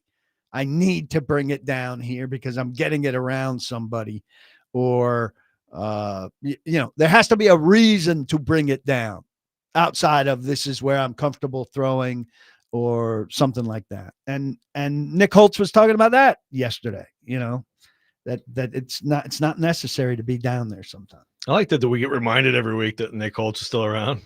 Like he's a good talker. Yeah. He explains things. Not calling plays anymore, which is fine. Yeah, not calling plays ever. Not the internet coach, which is that's fine too. Yeah, we're good. Everything's good, man. Having a good time.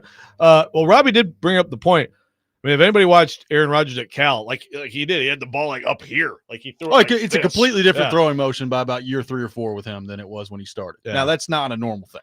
And I think Josh Allen, and he had a lot of time. Yeah. And I do think that Josh Allen, although it may not be as obvious, like if you go back and watch rookie film, I think there's definitely some mechanical, his accuracy turning into someone who could actually be remotely accurate, which is still astounding to me. Yeah, like he's the watching big exception. Yeah, he's the big, like, okay, you actually can change someone's, like I always compared like a jump shot, like you get to usually about 15, 16, you jump, like that's what the muscle memory is too built in to change it that much. But So, in all likelihood, you're right though, because those are two examples that we can think of. But he's not strictly a sidearmer. That's the thing. Yeah. He does throw it, quote unquote, normally with some regularity. It's this thing where he drops down unnecessarily. somewhat randomly. It seems like. Well, Yeah, it goes back to me fair. like just the fundamental question. It's of, in his arsenal. we went through the numbers. The numbers are bad. They're on pace to be really bad for a number one overall pick. So how much work has to be done here? Because even mentioning that, I know there's a certain segment listening right now. Titans fans are like, well, what do you expect? Look at what's around him. And I get that. There's nothing around him. I understand. And all we that. talked about the defenses he's been playing too. But there's also there is, to me, when I watch him, I said it yesterday. There's a throw or two per game that he makes where you're like, wow, that's a really good throw. And then there's a throw or two, sometimes more per game where you're like, an NFL starting quarterback can't miss that throw. Yeah, it just can't sure. happen. And it's every week. So to me, even independent of the circumstances around him, there's a lot of improvement that we're going to have to see. And I'm talking from year 1 to year 2. There's a lot of improvement that he's going to have to take on here. And I just wonder, how much improvement are we talking about? That's what makes the whole picture of where he is right now kind of hard to wrap your mind around, because I do think there's a lot of improvement needed. And I also recognize that the situation around him, really from any standpoint you want to take, roster, you fired your coach, all that, is about as bad as you could have drawn up for him to begin the career. And there's enough good throws too where you're like, okay, so you see that too. Yeah. If you want to be comforted, Mike Herndon wrote a piece that posted on Saturday that I made not behind the wall at my site. And he looked at the 18 quarterbacks since 2016 who've been drafted in the top 5. And he put Ward in context of rookie season passing yards, completion rate, passer rating, interception rate, big time throw rate, all of these stats. And he's not at the bottom. And I mean, he's got some pretty effective quarterbacks behind him. I mean, he's ahead of Jared Goff in big time throw rate and turnover worthy play rate. He's third. I think in that category he's been pretty good. Yeah, he doesn't make a lot of boneheaded decision. He might make the wrong decision, except for the fumbling. The fumbling is a problem. But in terms of decisions with the ball, I think you're right. Yeah. I mean, he's ahead of Two different. May in passing yards, and I used May as an example. I don't think he's going to be as good a quarterback as Drake May is right now by any means. But if you look at Drake May last year, he did some bonehead things. He did some bonehead things here. He fumbled late and he threw a game-ending interception in overtime. He was on a bad team, a 4-win team, with a bad coach who was a 1-year flame and out. Now, are the Titans going to find a Mike Vrabel / McDaniels pairing? I mean, that's what you're hoping for. And look at the difference that in May in year 2. I don't think it's unreasonable to aspire to have Cam Ward make a year 2 jump on a scale like from where he is to where he can be, like Drake May. That's what you're shooting for. Yeah. I don't know if that's going to happen or not. I will say that it's a reasonable aspiration. Yeah. It's just, I just, to me, the people who are convinced he has no chance, I just think you're way overreacting, Agree. And the people who think he's absolutely going to be the one, also the same. That's way too much we don't sunshine. know. He's in the gray area. Yeah. I mean, Doug and Franklin's like, how much of Cam's mechanics we're seeing on tape and by the scouts? Well, all of it. I mean, again, this is part of why he was number 1 overall by default. That's what he was. There's going to be someone else this year, frankly. I mean, I understand Mendoza, Simpsons are talented players, but it's going to be the same thing. They're not. There's no number 1. Oh my God, there's going to be a number 1 by default. Yeah, and that's what Cam was. And if you're a Titans ideally, you don't take the number 1 by default guy, but they did. And you hope that multiple teams are in love with Mendoza or whoever rises to that position, or maybe that there's no consensus, whatever. If the Titans end up with number 1, but look, people fall in love with the quarterback every year. And the Titans weren't the only one with Cam Ward. The Giants loved him. Giants want him. Giants offered, a windfall for him. Now, if the Titans are in that position again, they can hopefully surround him with some really helpful things, not just on his side of the ball, but to help make the other side of the ball a lot better. But the biggest thing is the coach.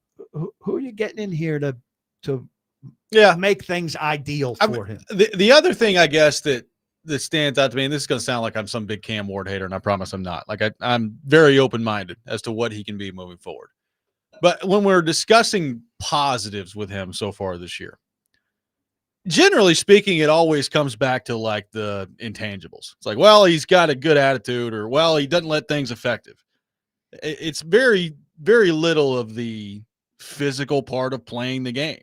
Now, he's made some good throws, right? I mean, look, the first touchdown pass of his career was an outrageous play that he made. But I feel like because, I mean, they're 1-9 football team. I get it. The offense is horrible.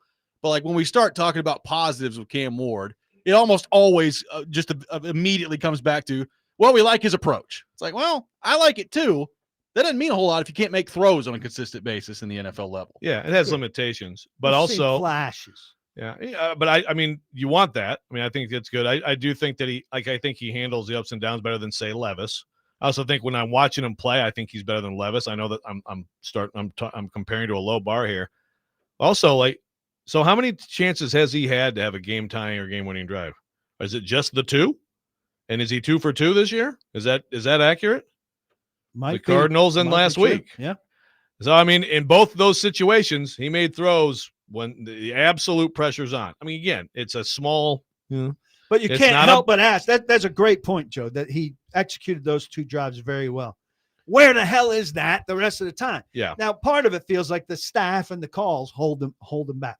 They just won't open things up. And the crappy team. Unnecessarily conservative, right? The other thing is, like, he ran 3 times in this game with great effect. Is that the coaches telling him not to run? Is that him being reluctant? I don't care, like, where the reluctance has come from.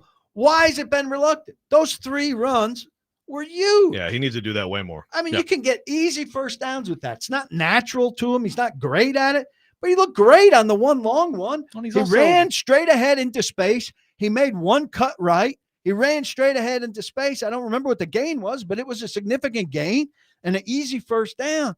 And he got down. He got down, got himself out of trouble. He didn't put himself in any danger whatsoever. He's good at sliding. Do that. I mean, that is so simple. Us, the fans, all the media know it. Why isn't the coaching staff doing that? Why? We'll have more with PK coming up next. 615-737-1025. Our phone number, Robby and Rexrode, 1025 The Game.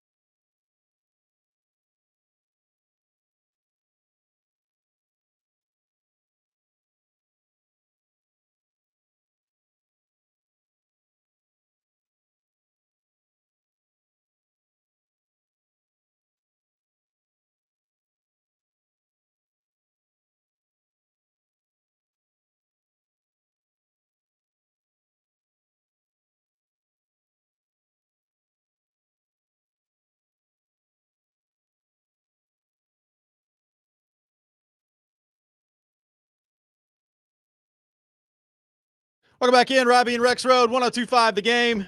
Paul Kuharsky with us from paulkuharsky.com, taking your thoughts on the Titans. 615-737-1025, our phone number.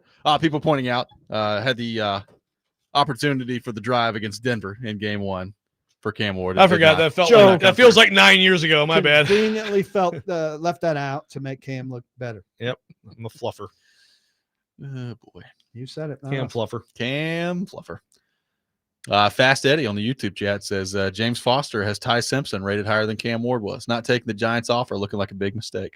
You make a decision in the moment. You don't plot out that. First off, they didn't know what Simpson was going to do this year.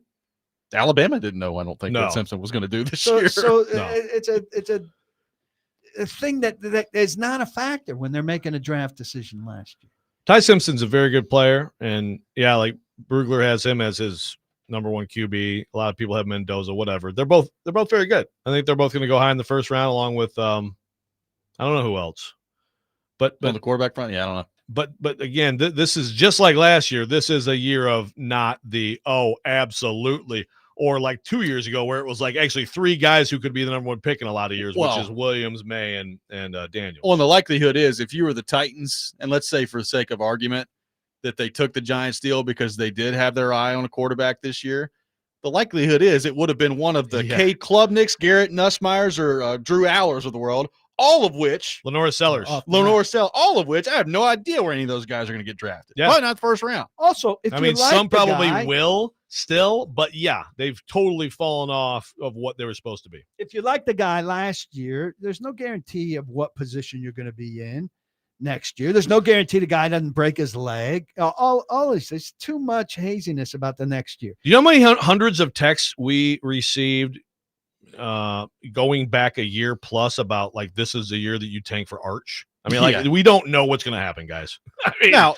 be separate of all that, like if you were looking at the offer and you thought, well, we're not exactly convinced Cam Ward is a great player, well, then, yeah, you take the offer at that point. And that's fair criticism. Like, they have hitched their wagon here to Cam Ward, and he better end up being a great player. Sorry. Took him number 1 overall as quarterback. Or you cycle again. And after this rookie contract, you say, well, he wasn't what we thought. Or will it be that long? Teams give up way faster than that. Will it be that long? 3 years for sure.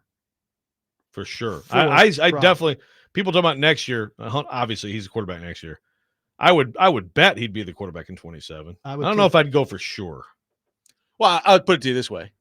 If they and he are not substantially better next year than what they and he have been this year, we will absolutely be talking about quarterbacks in the 27 draft. Also, put this to rest. There's a segment of the population that thinks that the Titans would be wise to draft a quarterback this year and have a competition. It's asinine.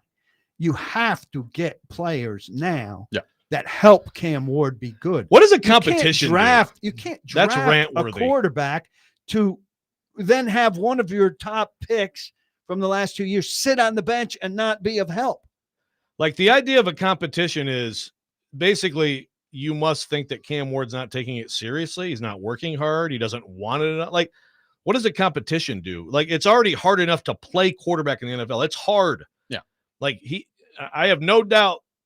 I mean, I know the 5 a.m., showing up at 5 a.m., but I mean, yeah, a competition is if you need someone to get their butt in gear. That's not the point. It's just hard to play quarterback. Also, if you want to bring someone to be the starter instead of him, okay. We're going to take away half of his snaps to keep him from developing while we give half of his snaps to another guy, and one of them is going to sit and not play. I mean, Tannehill came in going into Mariota's 5th year, and it wasn't a competition, despite some reporting to that effect in camp. It eventually overtook him. Right. But also, look at this. Everybody that wanted to trade down, what's Abdul Carter done this year? Not very much. 9 hits and half a sack. Yeah, it's been is that a game-changing player that we all wanted on the edge? And I was a proponent of the trade down for a long time till I came around. But he's not been a game-changing player.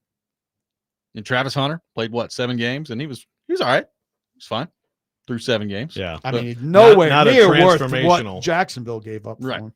So we'll see. I mean, we'll see on those guys, just like we'll see on Cam Ward. But if you're making that trade out, yeah, you're trading for immediate impact. Yeah, no doubt. Well, and also like this is what happens though when we start talking about Cam Ward.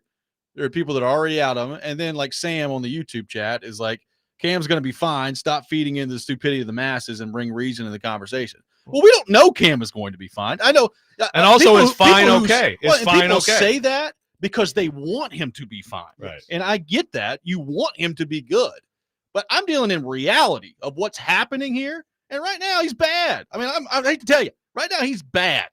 And the question is, how much better is he going to get? Yeah, we don't know. There's a lot of things have to fall in line for him to get good.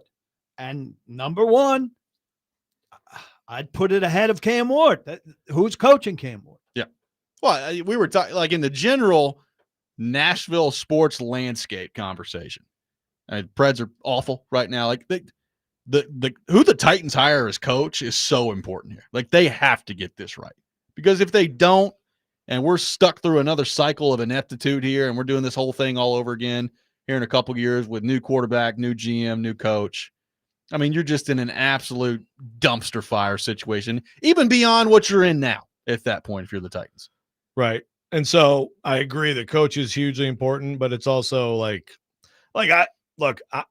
I'll be surprised right now, and it's so early, but I'm going to be surprised if someday we're like, oh man, number one overall, they were dead on right about that one. I just think he has too many flaws in his game. I do think it's possible for him to be a good quarterback. So, okay, good quarterback. Is that middle of the league? 12 to 15. Okay. Is that I could see that. I think that's about the ceiling. 15. If you get a guy that's 12 to 15, he's a 2 or 3 contract guy. If you have a 2 or 3 contract guy with a great team, the position, you can win. The position is set. If the position is set, you have what the whole league wants. I don't know, man. The masses told me when we had this conversation in the offseason that Baker Mayfield in Tampa wasn't good enough. That's not good enough. Wasn't good enough. No, that is absolutely good enough. I mean, Tampa Bay has a lot of problems, and I don't think they have a good head coach. But if I could have Baker Mayfield for 2 or 3 contracts, this Baker Mayfield, sign me up in a second. Right. And then it's the whole point is to win. It's not to have a franchise quarterback. It's to win. So now, can you have a great team around a quarterback that good? You'd win. Yeah, you would. Let's head to our phone line. Welcome in Trey to the program. Trey, good morning. Thank you for calling in. Good morning, guys. How y'all doing? Good, buddy. Great. Hey, I was thinking, I listen to the games. That's what I do. I travel all over the country, so I had to listen to the radio a lot. But what I want to say is that I think Paul really believe everybody. I believe that Cam probably can be a decent quarterback, but that only entails as far as like how fast he'll be able to develop. Okay.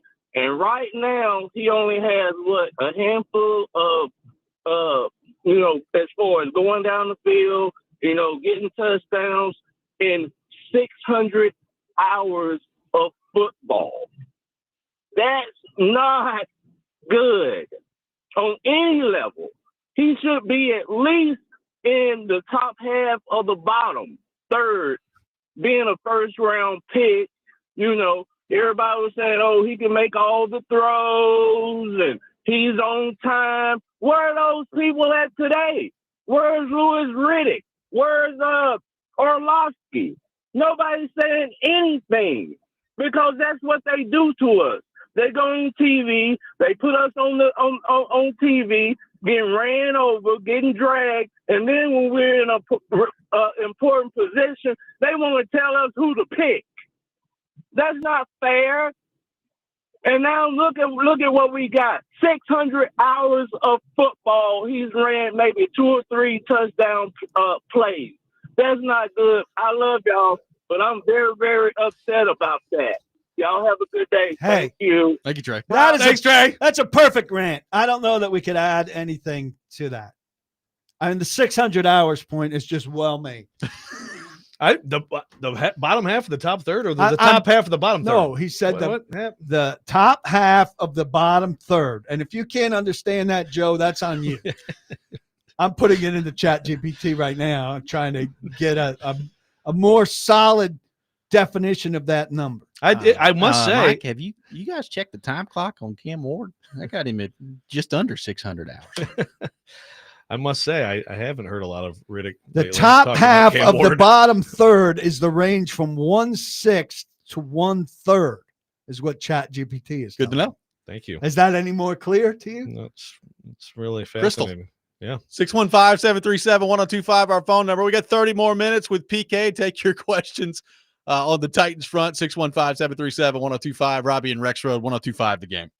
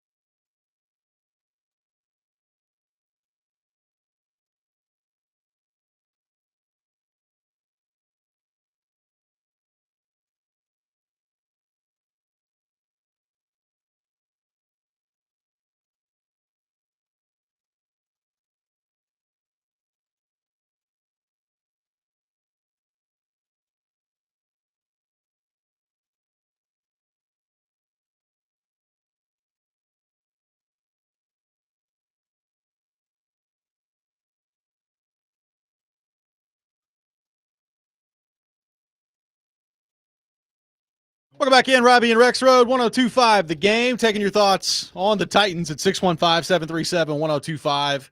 Our phone number, 615-737-1025. All right, Hey, so let's try to make a thing out of this top half of the bottom third. Okay. I want that to really take off. Everyone retweet. Maybe would that be a T-shirt that would get you banned at Nissan Stadium? Apparently, it doesn't take much to get banned at Nissan Stadium. It's not. Are you talking about the sign? Yeah. The issue with the sign, I'm told, was the size, not the content. But the content was innocent as could be. Have we not had "We Ass" shirts turned away? Oh, I don't know. I bet if that sign said "I love Amy Adams Strunk," the size of the sign would probably be let go of. We do need to talk about the Titans' softness at some point today, I would say. I'm happy to. Yeah. We can get to that here in a few minutes. Okay. Okay, so we mentioned Latham earlier and mentioned most of the conversation behind the scenes of, okay, is he not doing things? Is he not listening to veteran players? What about strictly where he is on the field? You know, we're 23 games into his career, and I understand that he was hurt earlier this year. And when you're talking about a hip injury with an offensive lineman, and your first game back after that, I believe, if memory serves me correctly, was Max Crosby that he was going up against. I'll give you a little leeway there. I mean, that's over with me at this point. The numbers would suggest, and I know you mentioned earlier, Drew Beatty, a piece that he's done or is coming out with. We'll go into more detail about this at paulkuharsky.com. The numbers suggest that he was fine in the game on Sunday against Houston. But then Next Gen's had him really good. But then you've got 3 false starts and a holding. I made the equation PK earlier in the week. It's like saying, hey, the quarterback played really well, except for the 4 interceptions he threw in the game. So where are they with him right now, strictly on the field with what's going on out there with his play? I mean, did Joe Alt need 23 games to settle in? You know, just like, why does everything take so damn long with this team? And then you would think the guy who, you know, really gave a stamp of approval and could get through to him on some level, and Bill Callahan is gone. So, you know, you've got 2 guys who were assistant to the traveling secretary now as assistant position coaches on the offensive line. I don't know about their resumes or their ability to get through to JC Latham. They're coaching Bill Callahan's offensive line techniques or whatever. No, there's been no dramatic change there. You know, JC Latham says the right things about wanting to be great and knowing what he has to do. Talked to Will Anderson once upon a time about how his leadership techniques or style or determination, but none of it seems to translate. I mean, Nick Saban, just like any coach, he'll say good things about a former player. He gushes about JC Latham. So what gets lost in the translation? They've had a few guys. The biggest example, Isaiah Wilson, who your guy who's been fired now, gushed about from Georgia, Pittman. Gave glowing recommendations about. Supposed to be a great guy at Georgia. They say he completely changed when he got here. Well, you have to be aware if a guy's going to completely change when he gets money. I don't know if that's part of what's happening. How are you well, we don't need to get sidetracked, but that's a stupid thing to say. No, it's not a stupid thing to say. There's a scouting bromide, C.O. Bricado, who's one of the great scouts of all time, says money makes a guy more of what he is. And so you have to know what he is and have a sense. I'm not saying you can bat 100 on this, but you have to have a sense of what kind of guy he is. That's a bad betting average. So what is money going to do to him? Is he going to become a guy who's doing donuts in the middle of a big intersection? Right, but you also know or is he going to become a guy who's over at the hospital visiting kids? But real quick, but also Isaiah Wilson, it was more than just being immature or he got money. He had issues, serious issues, which can come with all those things. But right. But we've heard that some teams had a sense that he was an issue. He missed one workout. He showed up late for a workout and they wondered if he was drinking. Well, that was the Texans. Here's what I know. But that's not much, man. 31 teams knew not to take him, and one team took him. And it was the beginning of when did he go in the draft? He's pretty late. He's late first round. Like 26. 20-something. All Okay. right, so 25 teams knew not to take Or they took somebody else that they liked better. Yeah. I mean, come on. I don't know. We don't even get sidetracked. Yeah, I'm not offering the Titans absolution on Isaiah Wilson, and I'm not going to offer him absolution on J.C. Latham if he doesn't pan out at 7. No one's saying you should. And I'm not saying he's Isaiah Wilson, but I'm saying No. these guys who come from college and change personalities, you've got to have a sense that they could go the wrong direction. The Titans are not good at this. He's 29th overall, by the way. 29th. Yeah. Yeah. I mean, again, we don't need to get into Isaiah Wilson. But with Latham, I guess that's a big question for me, though, is okay. I mean, he admittedly got way out of shape last year. Then he got into great shape coming this season. So kind of like, how did you let that happen? Also, good for you doing that. Is this a personality thing, or is it just that he just doesn't? I mean, sometimes it's just you get on the field in the NFL and you see film from a guy in college and he's just not good enough. You can't 100%. Right? Like track that either. It isn't necessary. But this guy has the traits. I mean, I think everybody look at him and tell you he has the traits. To some thought to be a left tackle, but certainly to be a right tackle in the NFL. I think it's more of a desire thing, and I think it's more of a do you want to do the dirty work that it requires to get in a position on Sunday to have success. That's my sense of it. And I think right now, the answer from people close to him who are watching him day to day is they don't feel like he is. Well, and again, not to harp on this over and over again, but of the things that we knew about this limited team this year, that we knew that, I mean, look, 6 wins was going to be, hey, look, progress. Brian Callahan's keeping his job. 6 wins. That's what we were talking about heading into the year. But one of the things I said, and that we talked about a lot, was you need to walk away from year 2 of J.C. Latham feeling like you've got a foundational player. And they're so far away from that right now. I guess that could dramatically improve here at 1-9 moving forward. And maybe you do feel that every week is a huge referendum. Man, that seems way far away right now, yeah, where we're at with J.C. Latham. And that to me is very disappointing. I mean, before last week's game, I think I said, right, we talked about like he might be as important. I mean, other than Cam. Sure. As important an individual for the rest of this year as there is, right? Yeah. And it continues to be true. And think long term. And then right after that, he gets subtweeted after a 3 false start game. So. Think long term. Dan Moore's 1 more year guy. They're satisfied to be average at left tackle for 2 years based on this contract. So they need a left tackle. I mean, they could use an upgrade. We've discussed this, but definitely by 2027, they're going to have another left tackle. You can't need a right tackle. Yeah. You can't. For all of the needs they have, it's bad enough that you're going to go back to the well on left tackle, but you can't need to go back to the well on right tackle.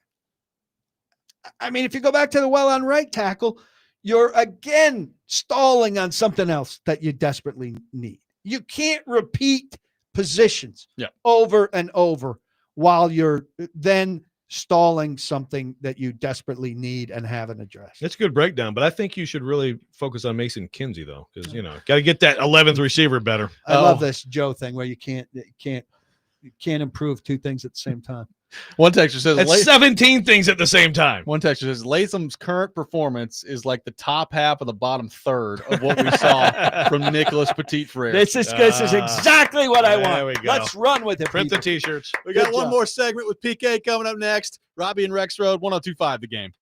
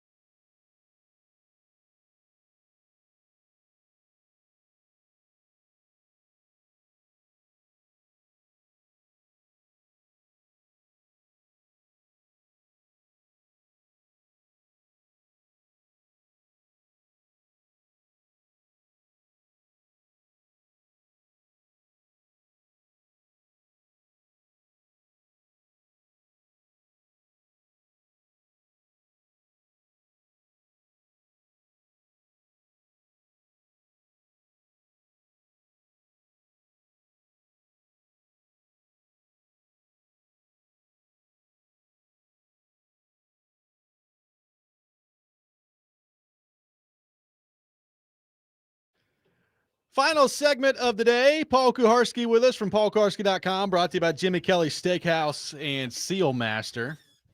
Joe, you mentioned wanting to talk about the softness of the Titans, so I will turn the floor over to you. Well, I found out about this through PK's tweet the other day. So there's a lot to this, probably a lot we won't get into, but the Titans have eliminated the writers talking about the Titans pregame. This is a Titans radio. So it's a long running segment. I used to do it with Jim Wyatt and Jonathan Hutton, who was part of Titans radio. And we sometimes would do 10, 12 minutes. My understanding, and so Buck took it over when I left the radio station. And my understanding is, last year it was down to like 5 minutes, and this year it was down to like 3 minutes. But for them to eliminate it totally, to do a community segment or a stadium segment, does seem weak and soft to me. I understand it gets kind of repetitive when your team's 1-9, but that's not the fault of the media. And having some level of outside reporter on your air to discuss team issues and actual football players and stuff seemed like a wise thing for me to do. I don't think it's a good look to get rid of. I've never, and I admittedly don't listen to all the pregame shows of all the teams all the times.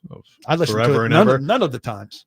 But I've, as far as I know, they all have something like that. Like, yeah, they have a round table with writers for every. I mean, any team that I can think of that I've listened to that stuff has that. And again, this is we'll sit here and talk about other stations.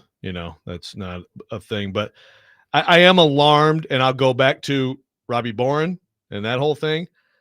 It's alarming, and I know some Titans fans, again, they hear this stuff, is like, I don't give a crap, talk about the team, talk about the players.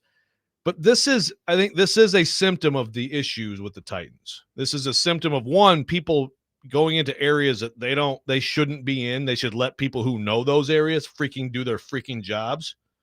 I think Titans radio, who knows their jobs, did this. But I think Titans no, that's not what I'm talking about. I'm talking beyond that. I think the Titans, they have a lot of issues top down, and this is, again, to me, another example of softness, but also like some people know, whatever, the business side of things, or, these people know like communications, these people, and there's people trying to do things over there that they shouldn't be doing. And it's just another layer. And then they get rid of people, as we've talked about a lot, who have institutional knowledge, who have loyalty to the franchise, who are smart, who do their jobs well.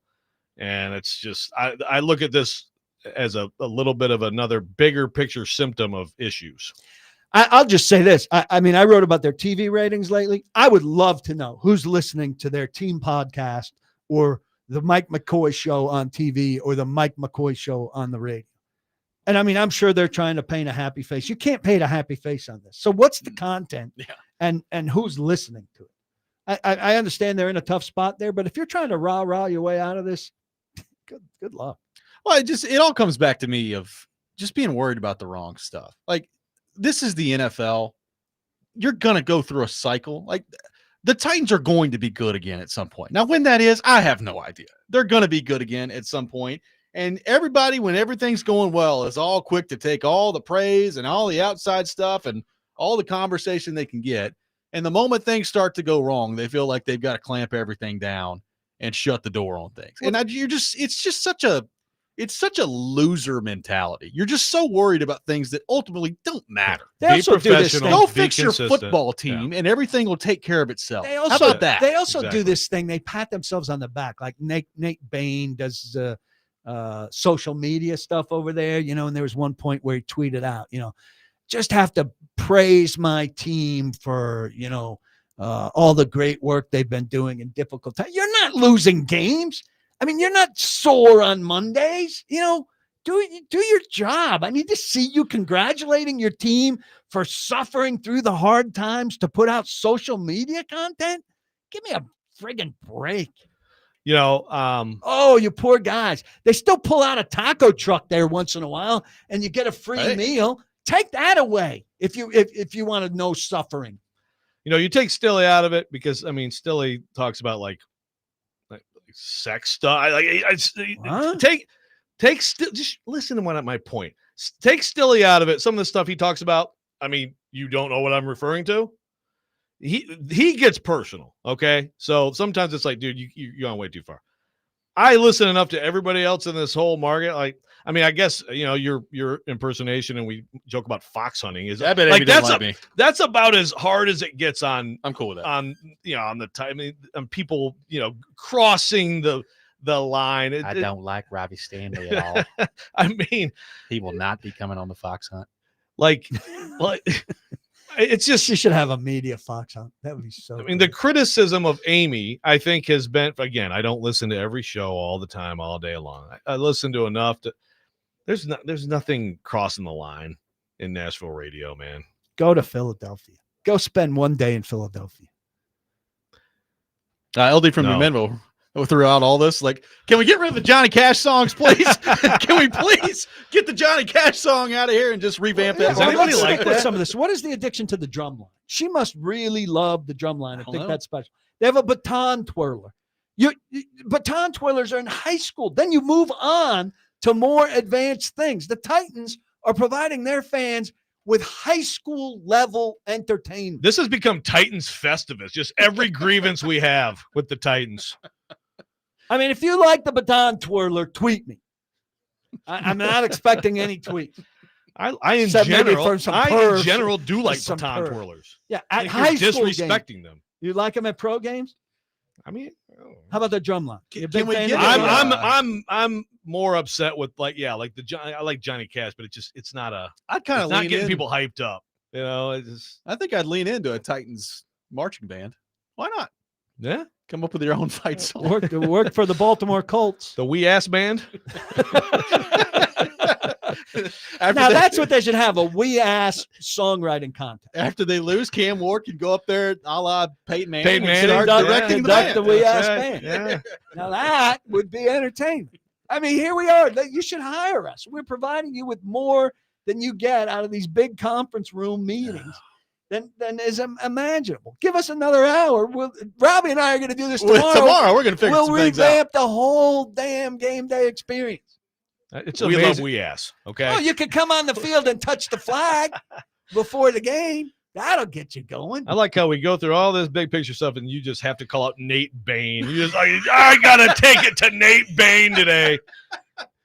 God, I just want to thank my team. They're going through some hard times, but the way you put that graphic together and got it up on Twitter, I mean, to endure what you've endured and to get that graphic out, look, my God. It's a step short of Normandy. There's only God bless you all, and our trip to Arlington Cemetery together is going to be a real bonding experience.